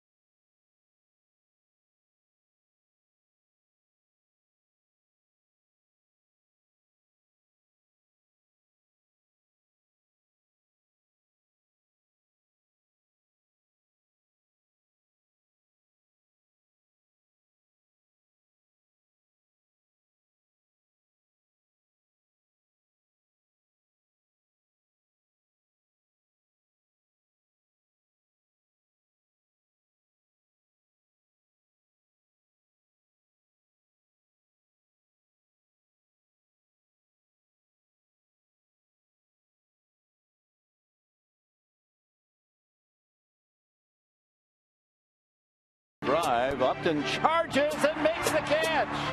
Upton coming on, and he made the catch. Upton, and he hammers it to left field. Peralta's going back, and he got him again. Now pitch, and Upton hits it well to left center field. It is up and gone.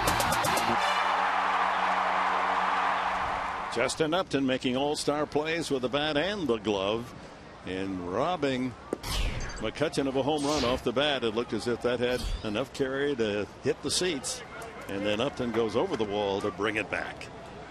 Matt Kemp, a 2-run double for the Padres. 2 runs. We're even at 2 apiece as we move to the top of the 6th inning, and Liriano still on the mound. 75 pitches. Kemp, Upton, Jerko for the Padres here in the 6th. Fastball at 92. Well, the athletic ability, the timing, the hand-eye coordination to make that play is just incredible. That's on the outside corner, says umpire Meals. 2-2. It's the old turnabout is fair play. McCutchen has taken away so many home runs climbing the wall around the National League, and Upton gets McCutchen. Soft liner to the second baseman. Walker with the play. 1 away. And time now for our top tier player profile, brought to you by Arco. Justin Upton, the Padre All-Star, as we look at the recent San Diego Padres to go to the All-Star game in 2014. Tyson Ross and Houston Street. Everett Cabrera back in 13. Houston Street in 12. Another relief pitcher, Heath Bell, in 2011.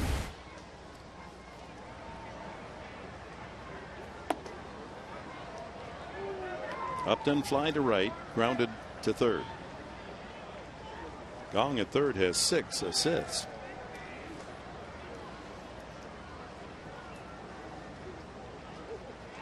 He's guarding the line at third. A couple of balls have been hit right over the bag, and he's been able to get to him, but he plays right on the line. Yeah, he's a dive away from that line, and with the off-speed stuff from Liriano, we know that Upton is a pull hitter. Pretty straight away in the outfield, and slightly pulled on the infield just a little bit. No. 1-2.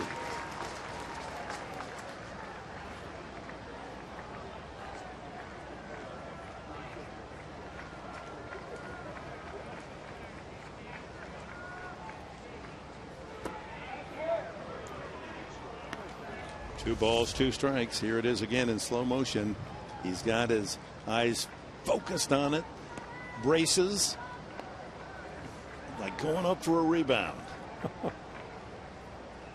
he really climbed. And you know what? I'm glad no fans interfered. They kind of got out of the way a little bit. You know, obviously there wasn't anybody in the couple seats right in the front row, but still, nobody interfered with him. Beautiful. What might have been McCutchen's stare.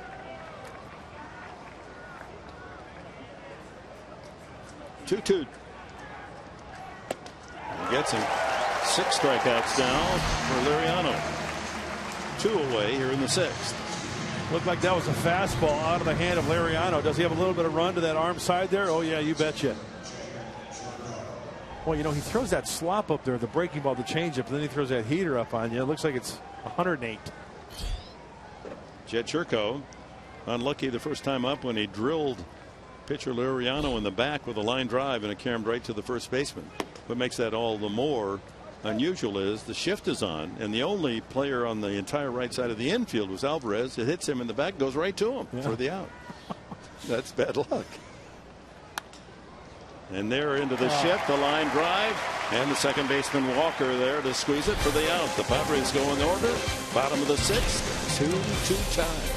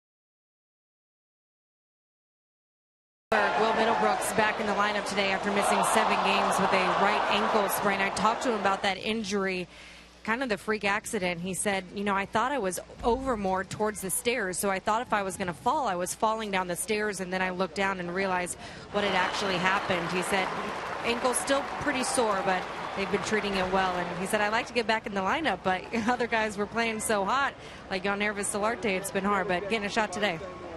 Thank you, Chris. And Middlebrooks indeed has a single and a hit taken away from him on a good play by Gong at third base. So Middlebrooks, then Upton, Melvin Upton, and Clint Barmas. Top of the 7th. When we get to the top of the 7th, but first here in the home half of the 6th, Rodriguez, Stewart, and Liriano against Marcus Mateo.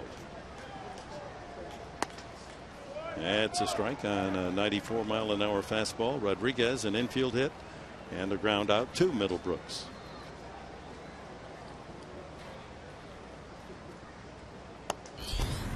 Mateo giving up a run in the 5th inning. The single by Walker, the great catch in left field by Upton to take a home run, a 2-run homer away from McCutchen. But then the triple with a bad bounce past Kemp by Gong to tie the game. If you're just joining us and wondering, boy, this game is really a long game. Well, we had an hour 45-minute rain delay. And Tyson Ross, the starter, working the first 2 shutout innings. They elected Pat Murphy and Darren Balsley to not put Ross back in the game, even though Liriano did continue to pitch. And they will start him on Sunday, the final game of the road trip in Texas prior to the All-Star break.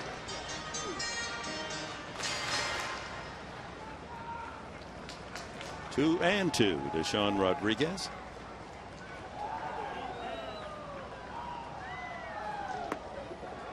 And a full count. Everything's away. Breaking balls away. Fastballs away. Kind of shallow in center field for the Padres against Rodriguez. Pretty straight away on the infield too. Swung on and missed, strike 3. First strikeout for Marcus Mateo, and we remind you tonight's game is presented in HD by Sony 4K. Chris Stewart, the catcher, a single in 2 trips. Steve Lombardozzi is in the on-deck circle for the Pittsburgh Pirates, so apparently Liriano's night is through. Strike 1. So Liriano 86 pitches. And will leave the game 2-2 or better, depending on what happens with the Pirates against Mateo here in the 6th. Well, time to get out the ponchos again. Stop that. It's just a light drizzle.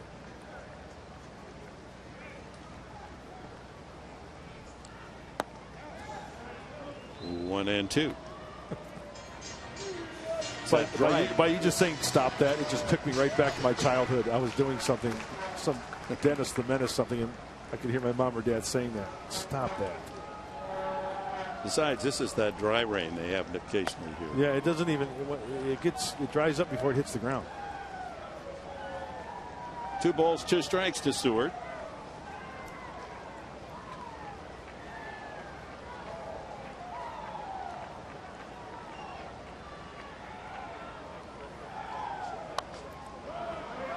Out of play. How about our Cholula flamethrower tonight? Well, with Marcos Mateo on the mound, he can get it up there. It's how spicy is it? It's 96 hot sauce. Hot sauce on a rainy night in the Steel City. Nothing better. But you know what would be better? Fish taco. No. Padre victory. Oh, yeah, of course. And then we could all celebrate. A little hot sauce on the Frankfurter. Yeah. Right field slicing and into the corner foul.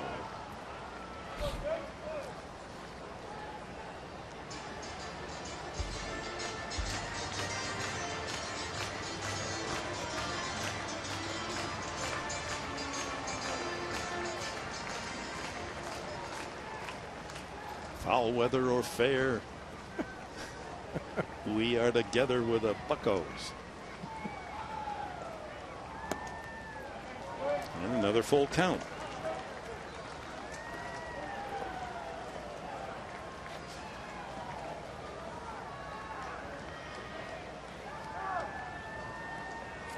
This kid doesn't want to go home. He doesn't care how hard it's raining. He wants to watch a big league ball game. Stewart spawning some pitches. Keeps it at full.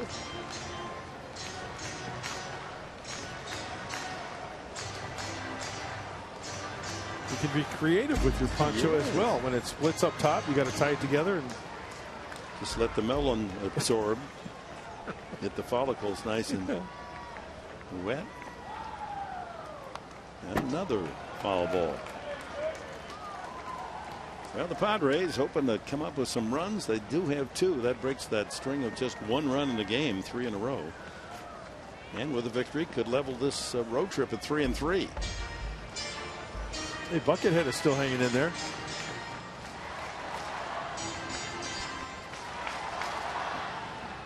What's poppin', dude?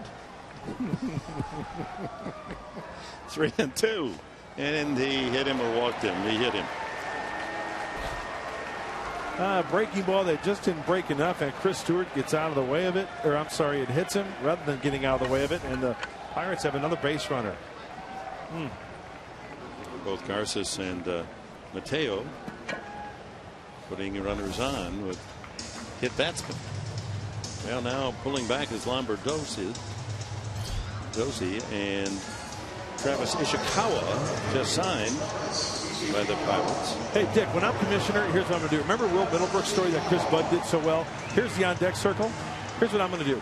Every ballpark is going to be mandated to have like a shelf or something here to where you can store the pine tar and the on-deck circle stuff and the donuts, so there's nothing here where people can trip and fall and get hurt. That makes too much sense. Ishikawa, the left field, up then back 2 and up 1 to make the catch. 2 away. Well, you never know when it's going to happen, but it's that one time when you lose a player because he's tracking a foul ball, and you've got to deal with the donuts over there, the pine tar rag. There's a lot going on over there. Well, at one time, the ball kids would go out after each at bat, get that equipment, bring it back to the corner of the dugout. It became kind of a laborious duty, and rules a little more lax in that regard.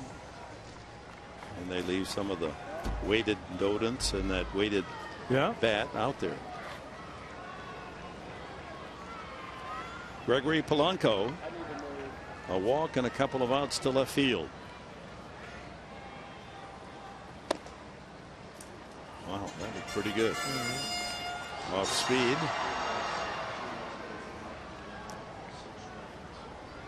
So Liriano goes 6 innings, allows the 2 earned runs, only 4 hits, 1 walk and 6 strikeouts. Another good outing by the lefty.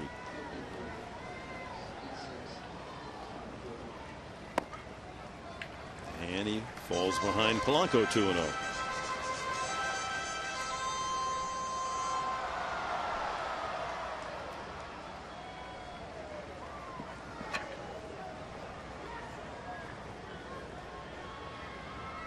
A little sleepy. Mama, I'm going to teach him the machinations of the infield fly rule. Yeah. So he had a chance.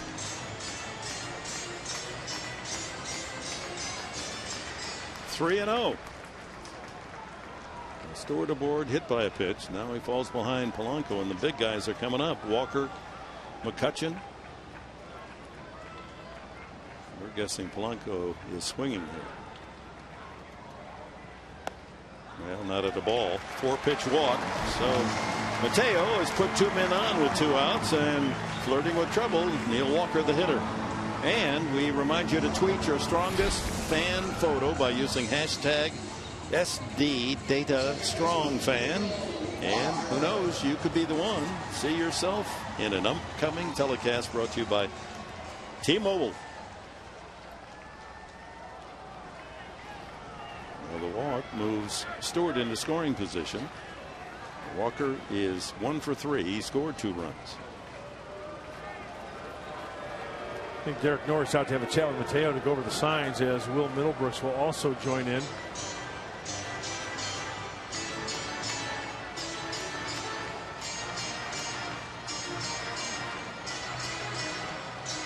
You know, with the rain we've had tonight, the infielders in particular and the pitcher Mateo, you know, you'll go out on the grass where it's wet. Oh, it looks like Pat Murphy's going to make a double switch here.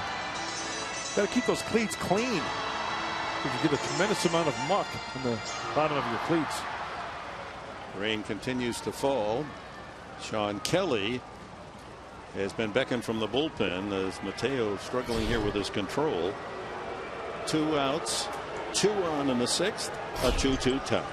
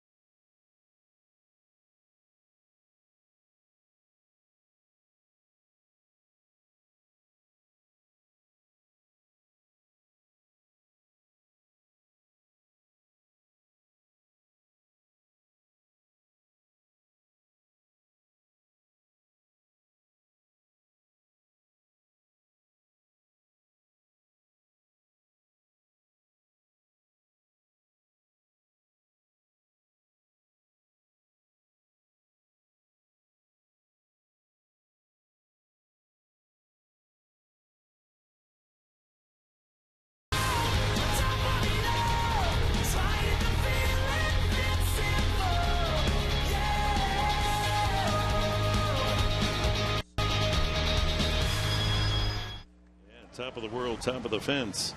A Robin Hood catch, stealing from the rich, Andrew McCutcheon, who has done the same to so many others as the light rain continues to fall, reflected off the top of the dugouts. And here's Sean Kelly with 2 on, 2 out. Neil Walker, the batter. Hit by a pitch, Stewart at second. Polanco at first base. 1 for 3 Walker, and should be 2 for 3, but Upton made 1 of 2 outstanding plays, trapping the ball in left field and firing to second base on his line drive and denying a base hit because Polanco couldn't scamper ahead and was forced.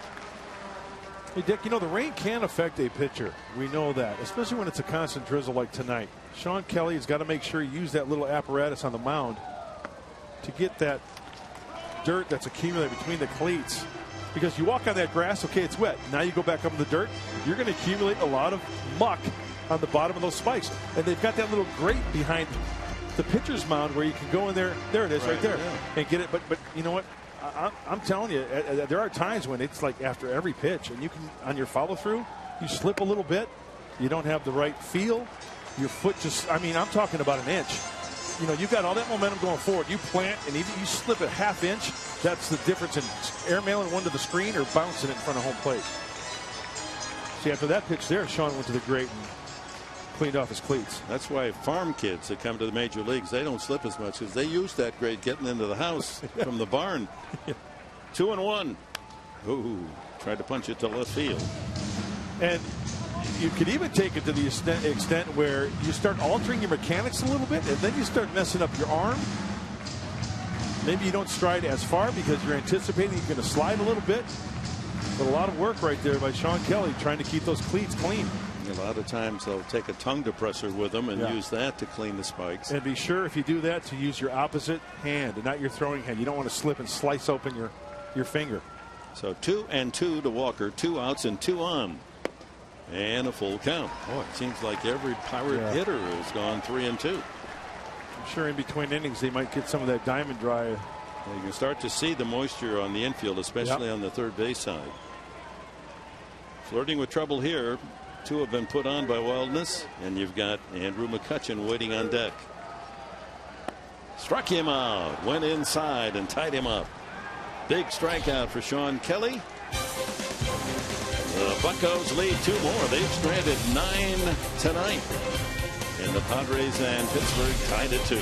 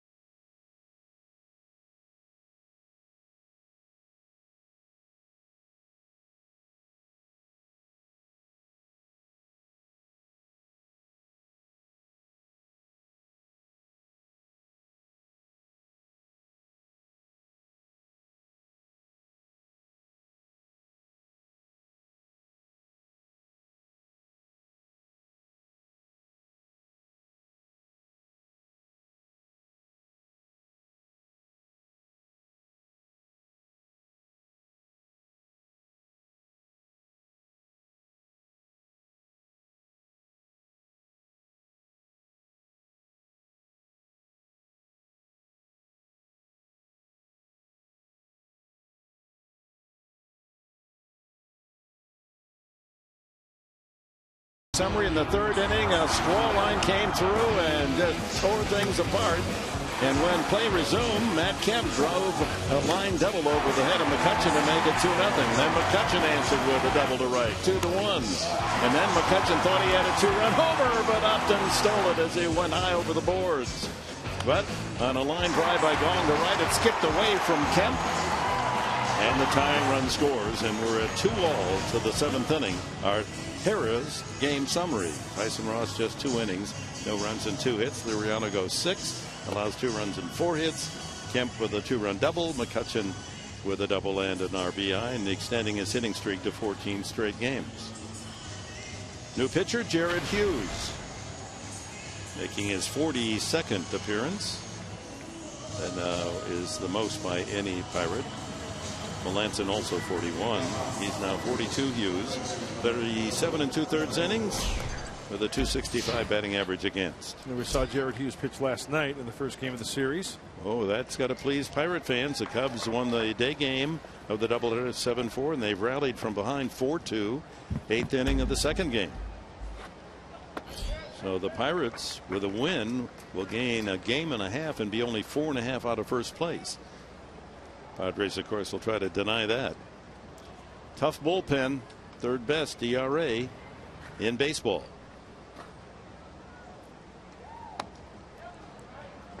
Middlebrooks a single and a ground out to third. A good play made by Gong at third. And he has the count in his favor, 2-0. Pulling to the left side, shift 3 Pirates on the left side. Doing this at bat for Middlebrooks. Jared Hughes sports a sinker, Dick. If he keeps that ball down, he's going to get a lot of ground balls.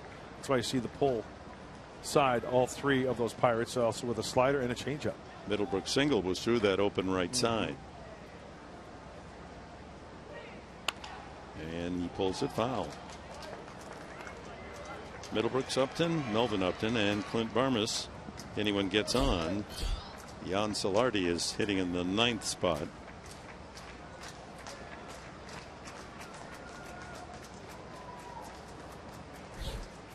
Kelly now in Jerko's 5th spot in the order. Another foul.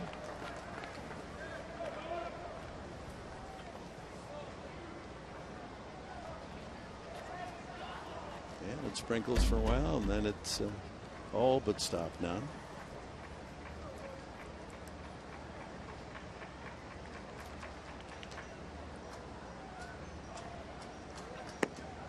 And a full count.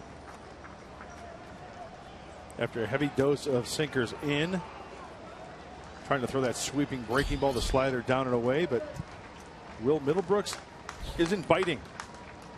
Melvin Upton on deck. Another play for Gong at third, and this is his 7th assist tonight. That ties his season record for being busy. Melvin Upton has grounded once to Gong at third and struck out. Padres with 4 hits. The big hit, the 2-run double by Matt Kemp. The Buccos with 7 hits.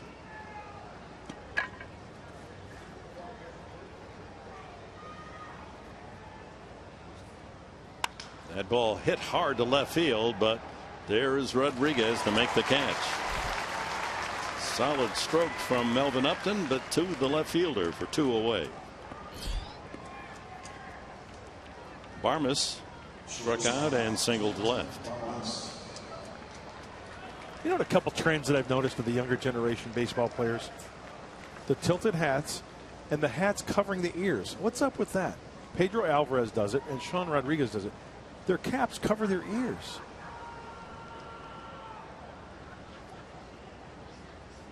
Did you ever notice that? Look at Pedro does it. Cap is over the ear. What's up with that? What's wrong with it? It's you're flummoxed. Yeah. Never seen you so Sean flummoxed. Rodriguez does it as well. Well, why don't you? And then Mateo off to the side, Well, Despaigne yeah. off to the side. Look at Sean Rodriguez as well. When are you going to start doing that, Professor? Well, I'm thinking about it. 1-2 to Barmes. Get hip at the time, yo. Yeah, I'm going to do it at the same time I get my tattoo and that okay. the earring. Yeah. Oh, who's a good boy? 1-2. There's that sinker working for Jared Hughes. You get a lot of that. A lot of shin burgers, a lot of foul balls off the top of the feet when you're a right-handed hitter and you've got that sinker coming in on you. Is it the dog days here at PNC Park tonight? A lot of canines in attendance. Fouled away. Hughes familiar to the San Diego environs. Grew up near Pasadena and San Marino, and then went to Margarita High School in Rancho Santa Margarita.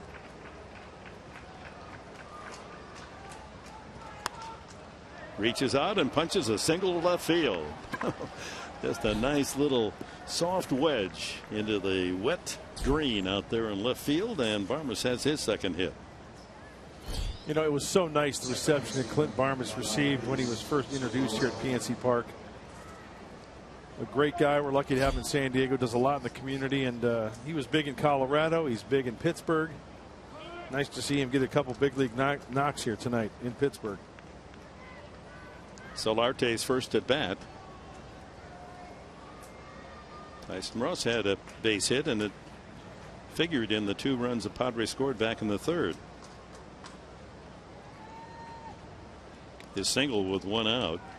Then he was forced on Norris's ground ball. That was his single, represented by Norris, and then Norris scored, as did Alonso, who had walked on the double by Kemp.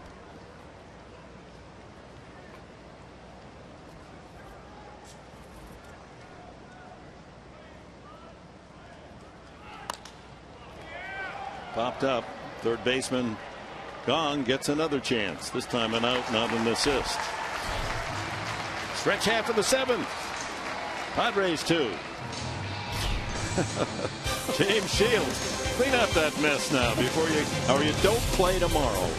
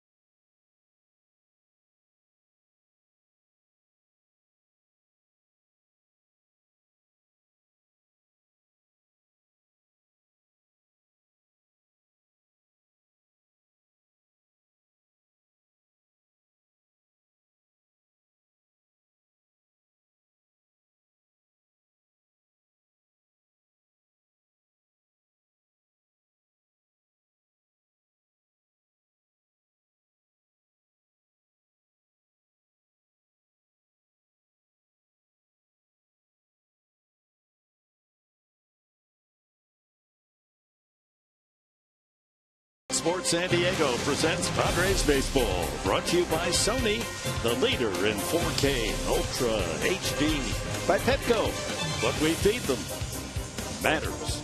And by your San Diego Lexus dealer.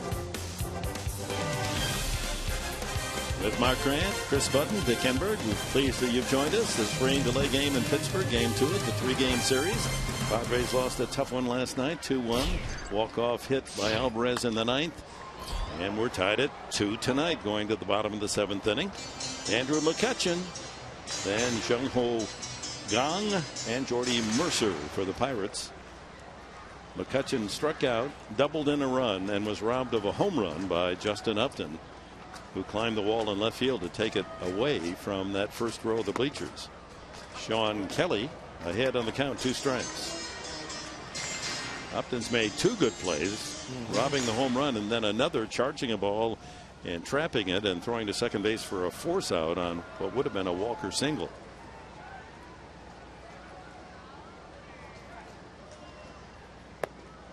Way outside, 1-2.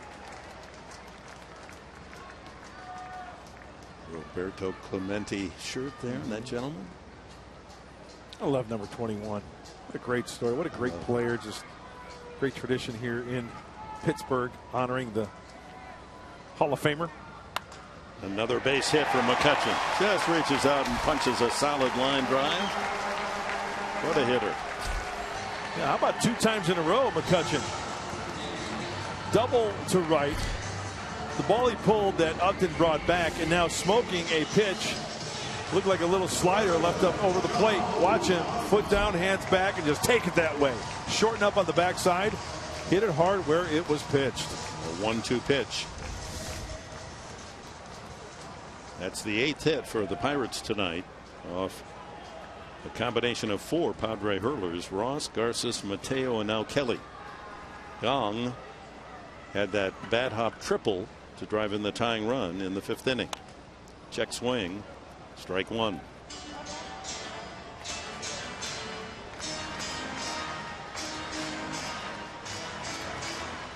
He'll steal you a bag when you really need it. At this stage in his career, he does not run as he did his first 2 years in the big leagues.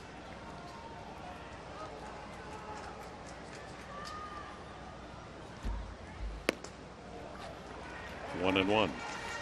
92 on the Kelly fastball. It's in the bullpen hands. Kelly picked up a win on this road trip in St. Louis.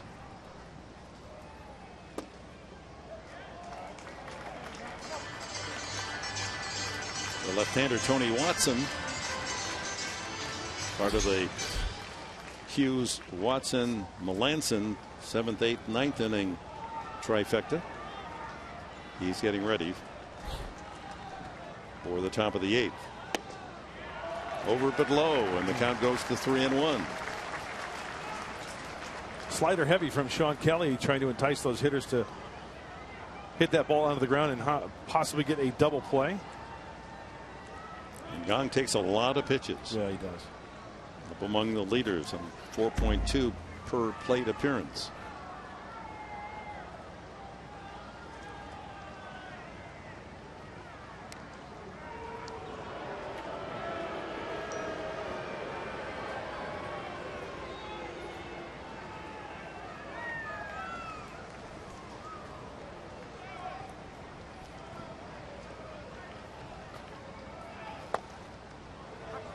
Full count.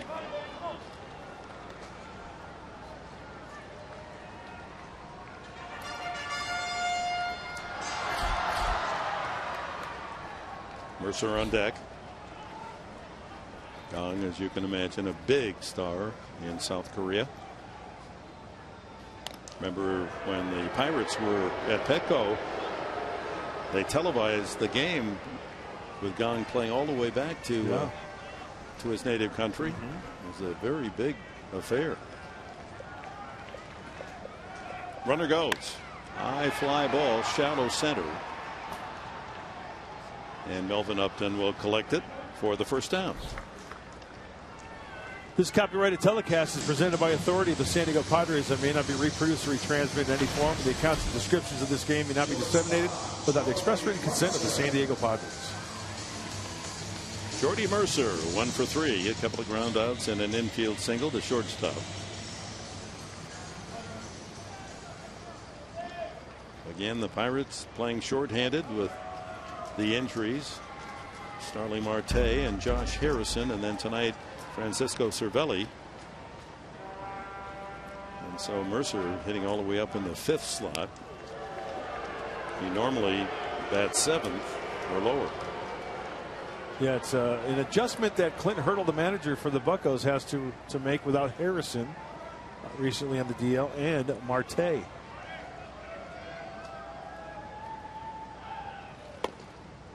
That's a strike. Whether Mercer intended to bunt for a base hit or not. Not a bad play with that wet turf. Tough for an infielder to charge it and make a nice clean grasp of the ball and then an accurate throw. Try to go to right field.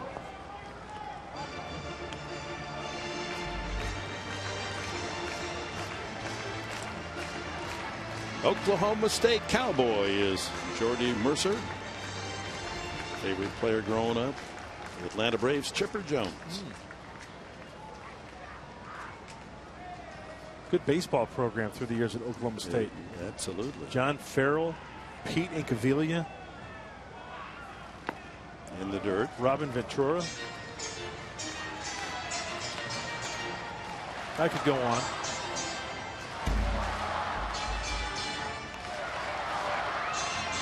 So many good baseball programs collegiately now, and that's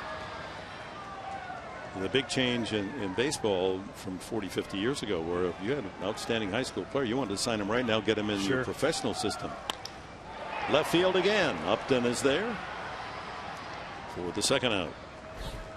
That'll bring up Pedro Alvarez. So now with all these outstanding programs, and it's not just used to be Florida, Southern California, now it's all over the country, that, you know, the pros can say, hey, if you go to college, we'll try to sign you, but if you go to college, it's almost like a free 3 years for the professional franchises, because they're learning to play good baseball at the collegiate level. So many things can happen within 2 or 3 years. Even going to a community college, you know, you're eligible after that first year or the second year. So many things can happen to a kid. Can mature, add 20, 25 pounds. Yeah, there's lots of stories like that. He goes to community college and he's throwing 88. All of a sudden, a year later, he's throwing 94. Yeah. Now Kelly here with 2 outs has induced a couple of fly balls from Gong and Mercer, and Alvarez singled to left, struck out and fly to right, and takes ball 1. Big strikeout facing Garces in the 3rd inning. The bases were loaded, 2 outs and a run home, and Garces fanned him to get out of trouble.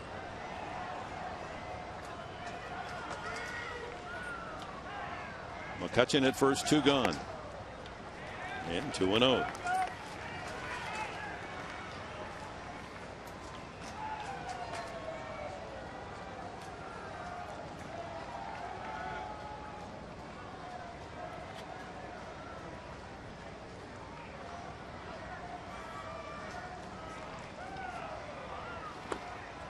Goes to the slider for the strike. Yeah, the backdoor slider catches that outside corner. Well, tomorrow night, 4 o'clock, Fox Sports San Diego. Our telecast will feature Andrew Kashner on the mound for San Diego against Charlie Morton. Morton pitched very well against the Padres at Petco. He's 6-2. Ripped to right and foul.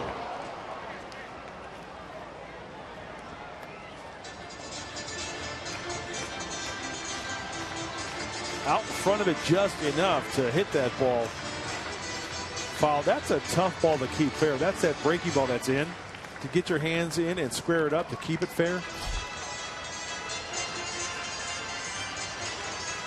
El Toro, the Bull, 12 home runs. And just a timely single last night to win the game in the 9th inning to walk it off for Pittsburgh. Okay, what do you want to do here? Slider down and in? You want to throw that changeup down and away? A two-seamer? Want to try to backdoor it?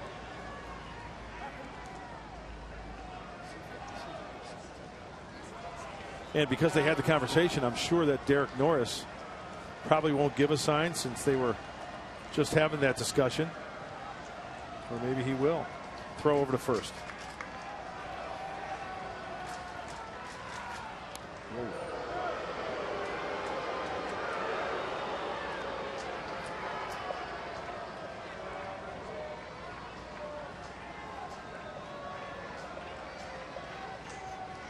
I love peeking in to see the signs. Slider down and in. Don't leave it over the plate. He got him. Nice. Well done. Good call.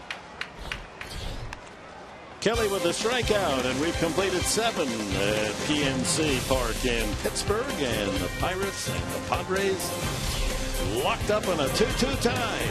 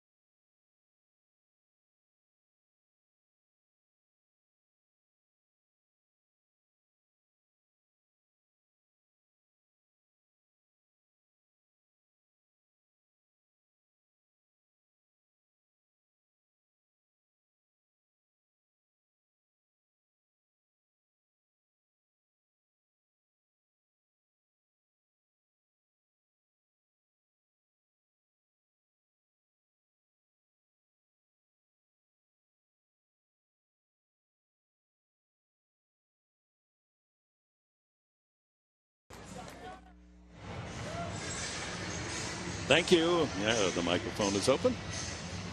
Derek Norris will lead off the 8th inning against Tony Watson, the hard-throwing left-hander. Allowed 3 hits and 29 at-bats with runners in scoring position. Last 21 games here at PNC, an ERA of 0.87. So another tough pitcher on the mound against the Padres, who have just 5 hits tonight, 2 by Clint Barmas. The big blow, a 2-run double. Matt Kemp off starter Francisco Liriano. Norris has struck out, safe on a fielder's choice, and scored, and flied to center. Right center field, that's falling in a hurry, and drops for a hit. Not exactly a smash, but well directed by Derek Norris, and the leadoff man is on. A dying quail, which every hitter loves. Hits are tough to come by at this level, at any level, really. And let's see what Tony Watson throws him here. Looks like a fastball, tries to locate it, and Derek takes it that way off the end of the bat. See if the Padres can get him around to score.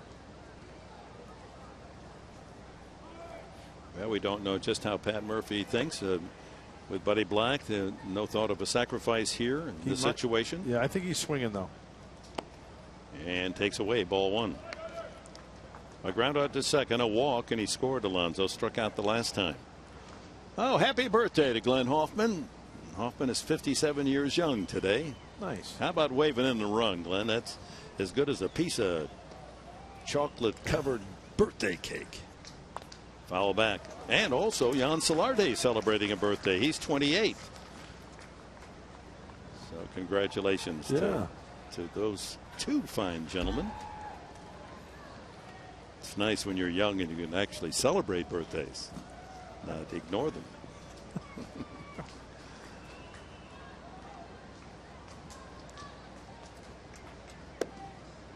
That's a strike, and 1-2 to Alonso.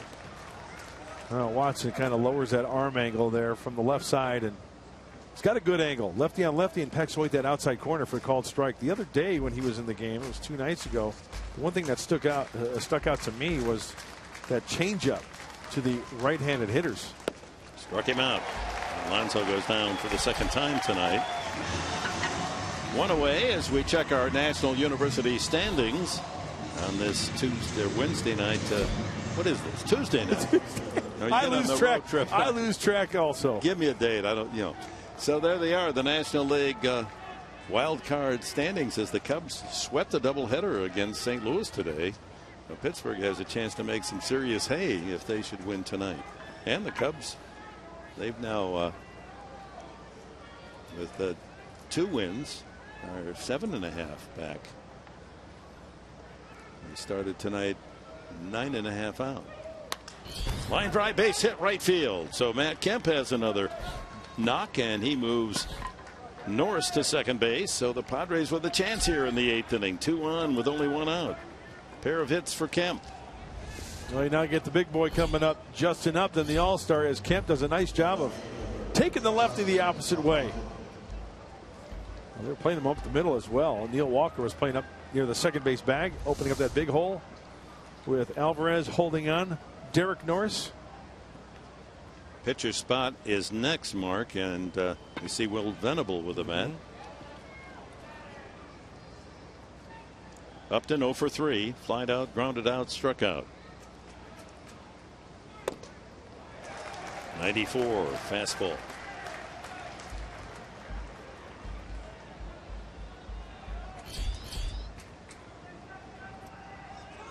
Upton trying to continue a string of 23 consecutive road games that he's reached safely, but not yet tonight.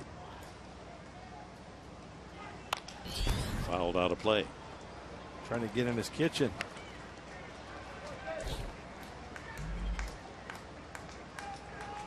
Two tie, fans. If you're just joining us here from PNC Park in Pittsburgh, Padres got their 2 back in the 3rd inning on a 2-run double by Kemp.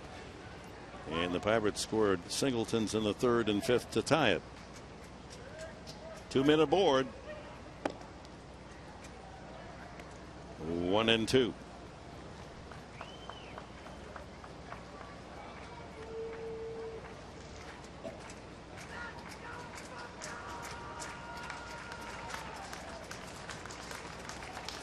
Norris at second, Kemp at first, and another foul. See, that's what we're talking about. All that paraphernalia, and a catcher or first baseman comes over, or it could be the third baseman, depending on what side of the field we're talking. Lots of minefields there. Yeah. Build a little storage station right up against the fence there.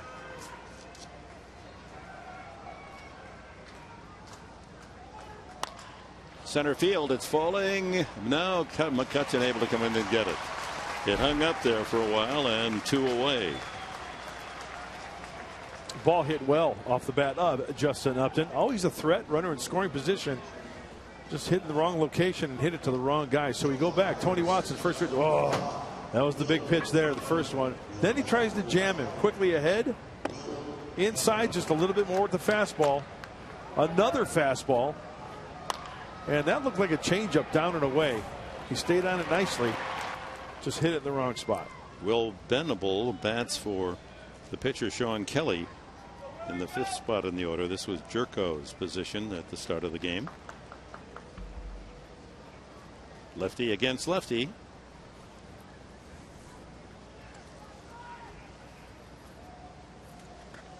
Norris and Kemp ready to go on a base hit. Padres tonight are 1 for 5 with runners in scoring position.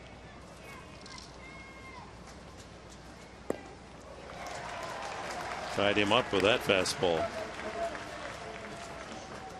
Crowd tonight 21,887 at the start.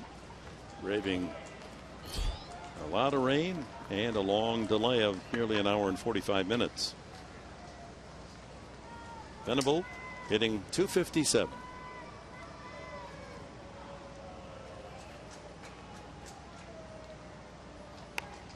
And he's behind 2 strikes now. Venable against left-handers this season is 5 for 20. And in St. Louis, in extra innings off the bench, as he is tonight, a 2-run homer. That was a big Padres 5-3 win against the Redbirds.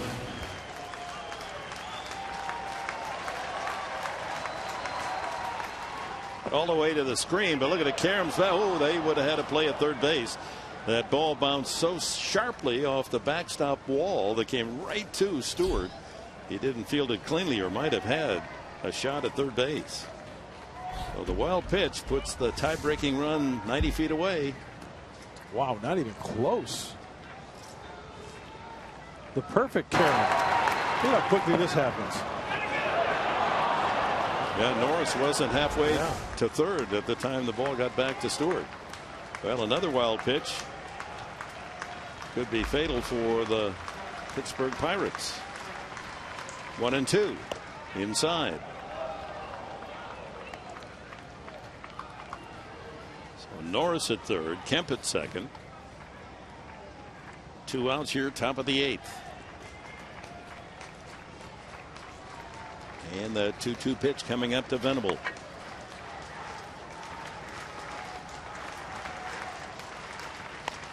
Off the fist foul, way inside. That was not far from the knuckles of Will Venable. Tony Watson going inside to the lefty. I like this about Venable, giving up a little on the end of the bat, choking up. Single would be just fine, thank you. How about a ground ball to the center fielder? Tough to do, though. That shortstop Mercer is almost behind second base. And he struck him out. Couple of strikeouts for Watson. Padres leave 2. And we go to the bottom of the 8th inning with the Pirates and Padres still tied at 2 aside. Watson with a strikeout.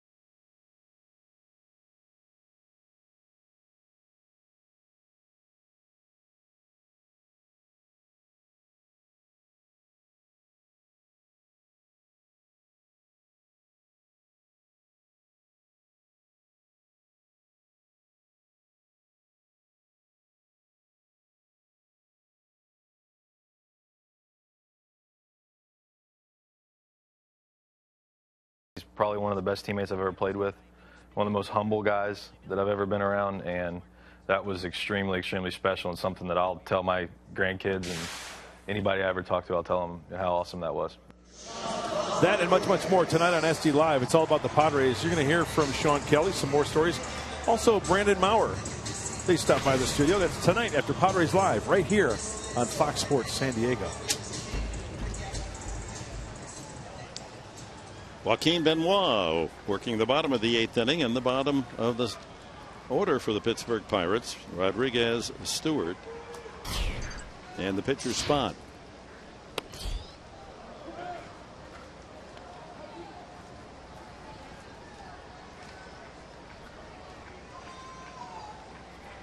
Rodriguez, infield hit, a ground out and a strikeout tonight.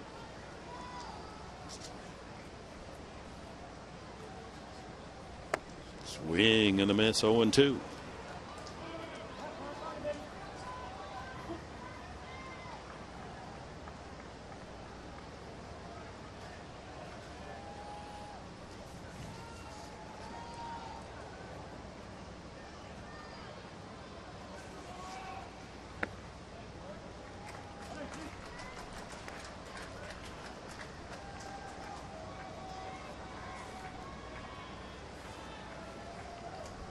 A ball and 2 strikes to the left fielder.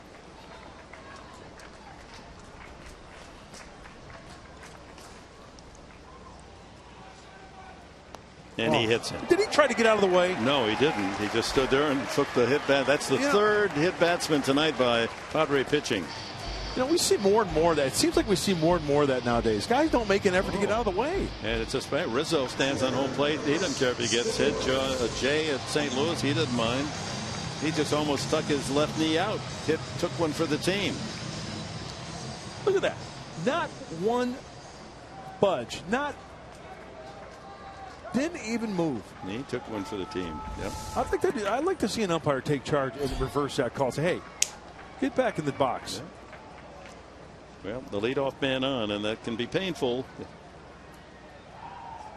The hitter is the catcher, Stewart. He bunts foul. He was hit by a pitch the last time by Sean Kelly. So Garces, Kelly, and Benoit have all hit a Pittsburgh Pirate batter. You know, just to let people know that the umpire, that's under his jurisdiction. He has the right to do just that. It's a judgment call. If he feels that the batter did not give a full effort to try to get away and avoid a certain pitch, he can order the hitter back into the box. But and there's Stewart with a very good sacrifice, and the go-ahead score moves to second. 3-4 on the put-up. I would think that an umpire will call that about the next time I see you swim across the Allegheny. I think you're right. You're absolutely right. I did pack my trunks on this trip. Your Speedo? I'll be there, rooting you on. All the way to the confluence. Steve Lombardozzi, who was in the on-deck circle earlier tonight, but called back. Bats for the pitcher. 1 out. 2-2 tie.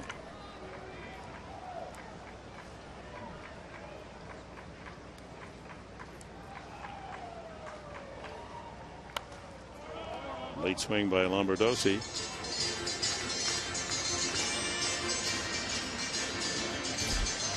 Switch hitters had only 6 at bats. 0 for 6.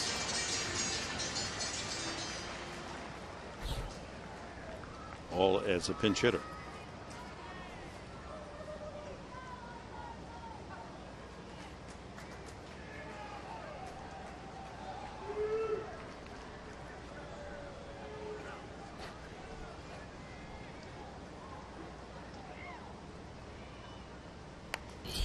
Check swing foul. 2 strikes on the pinch hitter Lombardozzi with a leadoff man Polanco on deck.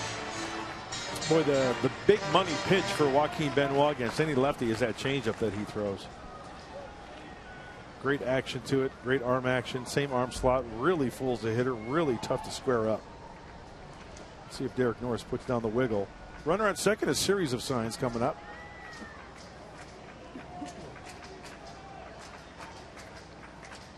Well, they gave the changeup twice in the sequence. Yeah.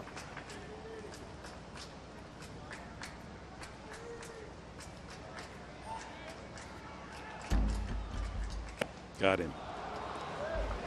That was it. 2 outs. Oh, Joaquin Benoit with the Majesty cambio. As Wago G, James Shields would say, that was Majesty. Polanco has walked twice and flied to left twice.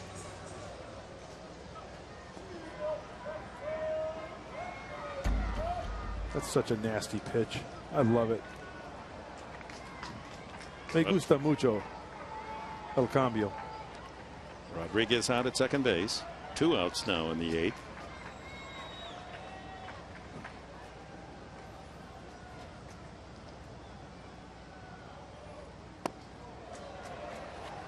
Polanco did get out of the way. Padres pitching tonight has walked 2 and hit 3.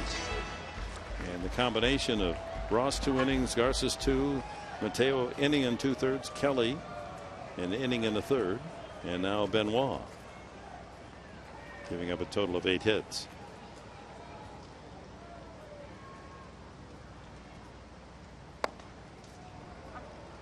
.94 on the fastball, 1-1.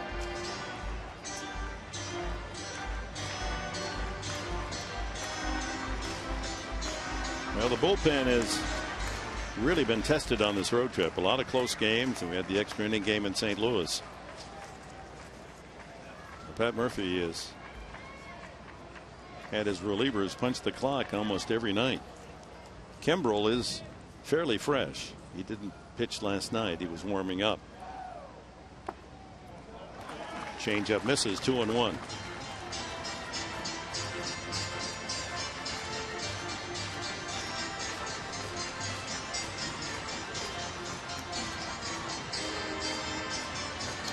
Infielder's got to be diving. Any ball hit to your right or left. Try to save that run at second base.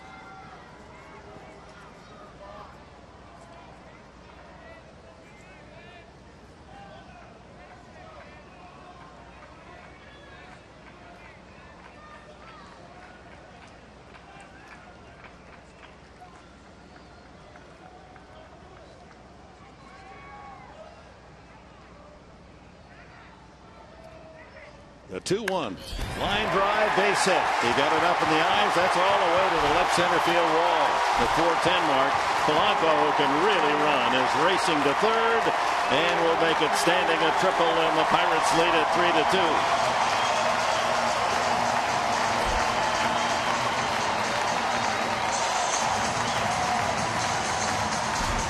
The hit batsman comes around to break the tie as Polanco strokes a line drive triple the opposite way.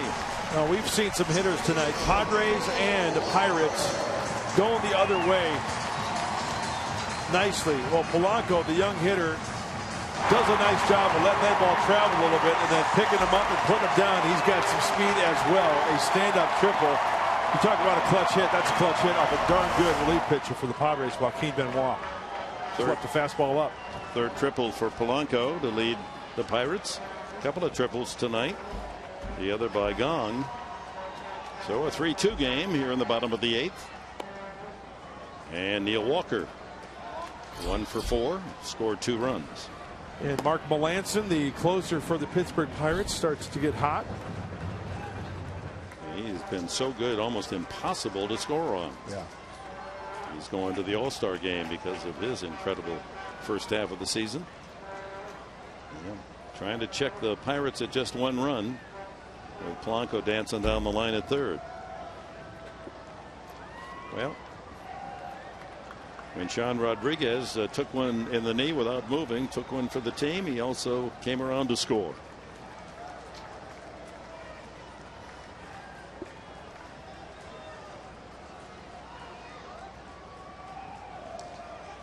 Swing and a miss. The little things, and it's what happens. This is a a game where the difference between teams with winning and losing records really on any given date isn't much. Yep. But it's little things. Last night an error, unearned run, 2-1. Pittsburgh wins tonight. And the pickoff moved on a balk move. Little things. And it seems like if you're the good team, those little plays go your way. And here tonight the hit batsman pays off. And then what do you know? Remember that one play where Jed Jerko squared it up? It just happened to hit Liriano. Goes over the first baseman. And it was an out. Change up, and Walker swings and misses, but on one hit, a triple, the Pirates take the lead 3-2.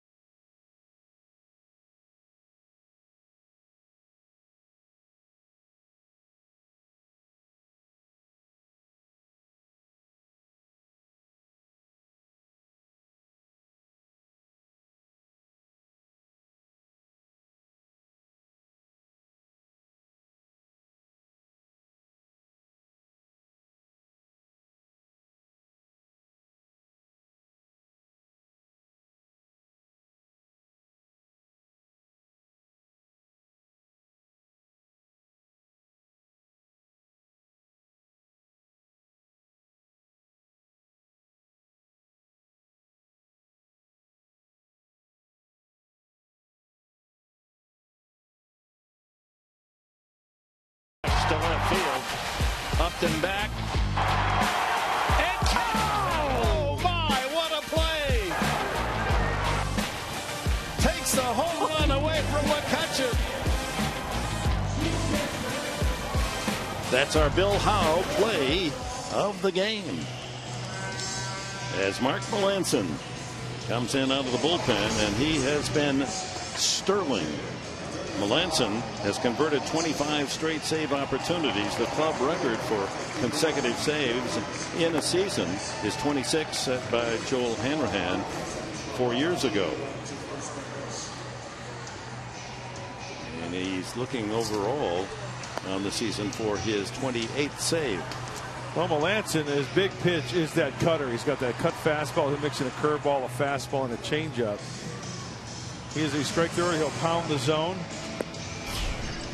He is in some type of groove right now. You saw the splits. Righties are hitting higher off of Melanson than lefties. Will Middlebrooks will lead it off for the Padres. 3-2 down here in the top of the ninth. Melvin Upton and then Clint Barmas.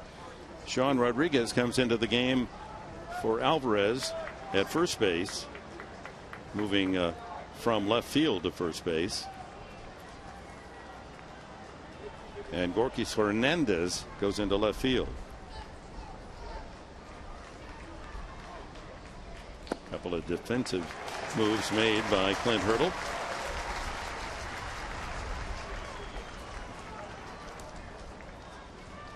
Middlebrooks a single and 2 groundouts to third. 2 for 2 against Melanson. 0-2.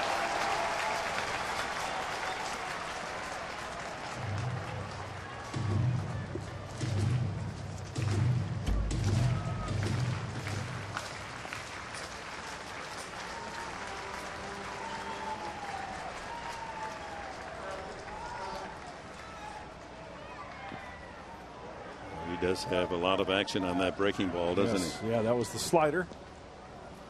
Might have been a curveball. It was at 78 miles an hour. Leads the National League with 27 saves. Storen, Rosenthal, Familia, Grilli, former Pirate Grilli, Atlanta with 23.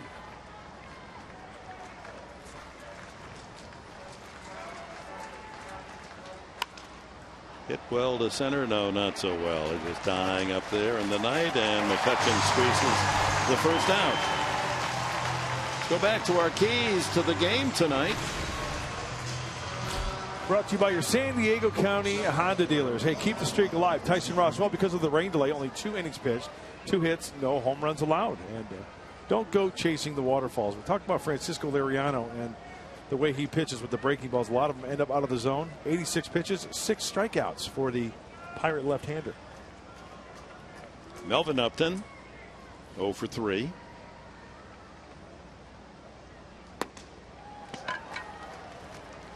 Melanson, high school in Golden, Colorado, and then on to the University of Arizona.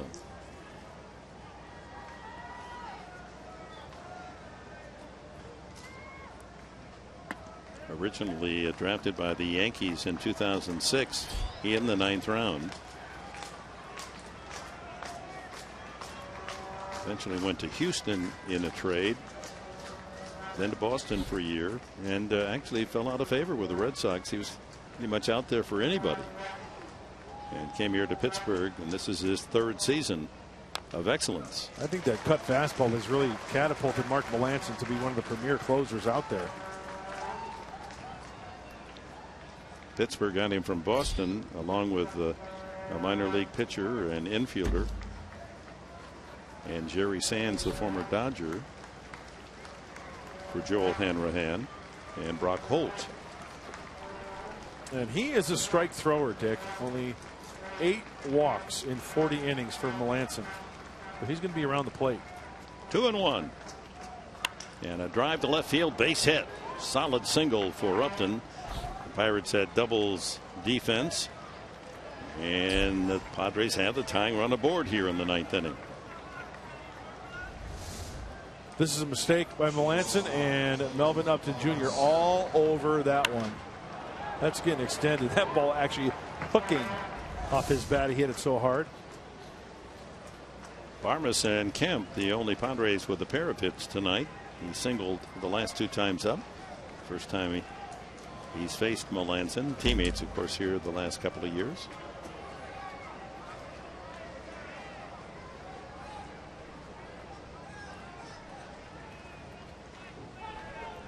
Jan Solarte on deck. Outside.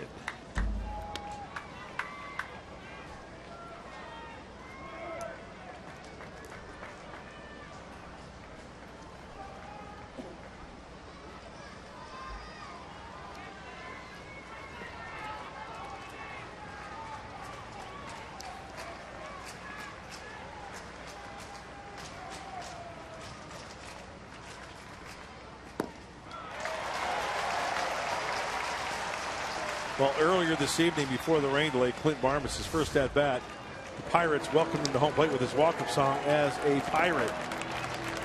He recognizes it. Kind of gave a thank you to the Pirates bench.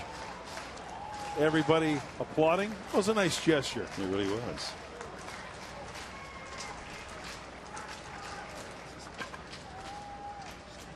Line drive center field, but it's carrying to McCutcheon.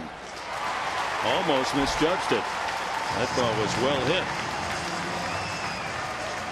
Well, a reminder, the final game of this 3-game series is tomorrow. We'll be on the air at 4 o'clock as Andrew Kastner will be on the mound looking for win number 4 in the year against right-hander Charlie Morton of the Pirates. He's 6-2, and one of those wins at Petco Park earlier this year. 4 o'clock on Fox Sports San Diego.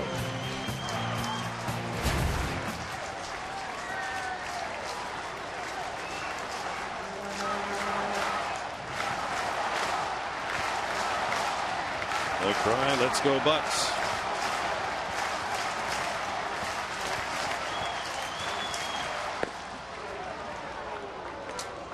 Solarte, he is homered on this road trip.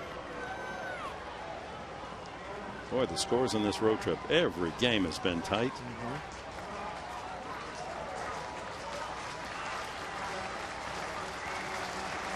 And the Padres have faced the elite pitching, but they have pitched very well themselves. Oh boy, Gets a call there on the edge. 1-1. They win 5-3 in extra innings at St. Louis. Then they win 2-1. They lose 2-1. They lose 3-1. They lose 2-1 last night, and they're down 3-2 with 2 outs here tonight. Facing the top relief pitcher in the National League. 2-1.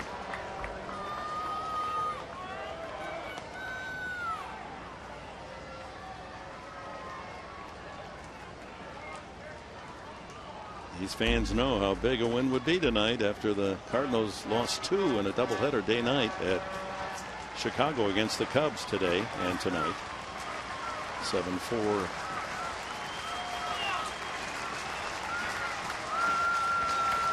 In that first game. Action pitch, 2-1. He's going for the downs, and the Padres are down to their final strike. 2 balls, 2 strikes. Solarte. If he can keep it going, Derek Norris is next. The remnants of 21,887. Well, after 11:30 in the evening here in Pittsburgh.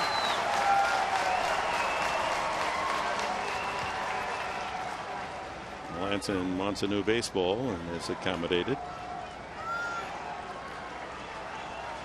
Pirates trying to move 15 games above 500. They've won 8 of the last 10. Padres trying to deny escape a 4-game losing streak.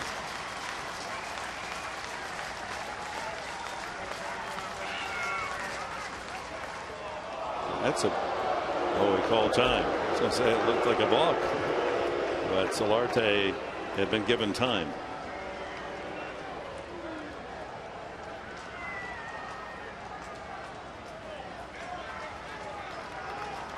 It's a convenient porch in right field if you can get into one.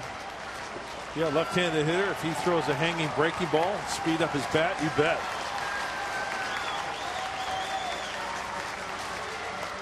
Foul back. Solarte saying, I'd like to have that one back again.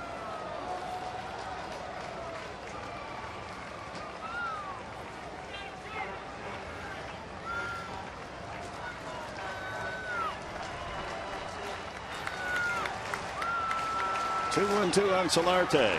Tying run. Upton at first base.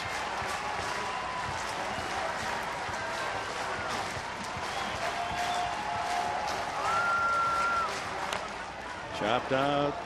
Oh, that bounces back. Well, if you're wishing for the long ball, Melanson in 40-plus innings only given up two home runs for the Pirate closer.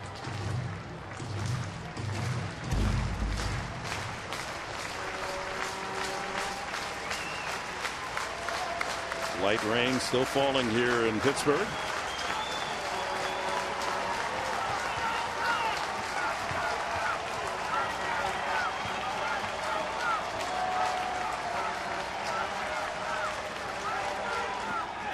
Chases, strike 3. Pittsburgh wins 3-2. Another tough 1-run loss for San Diego. Let's go to San Diego and Mike Pomerantz.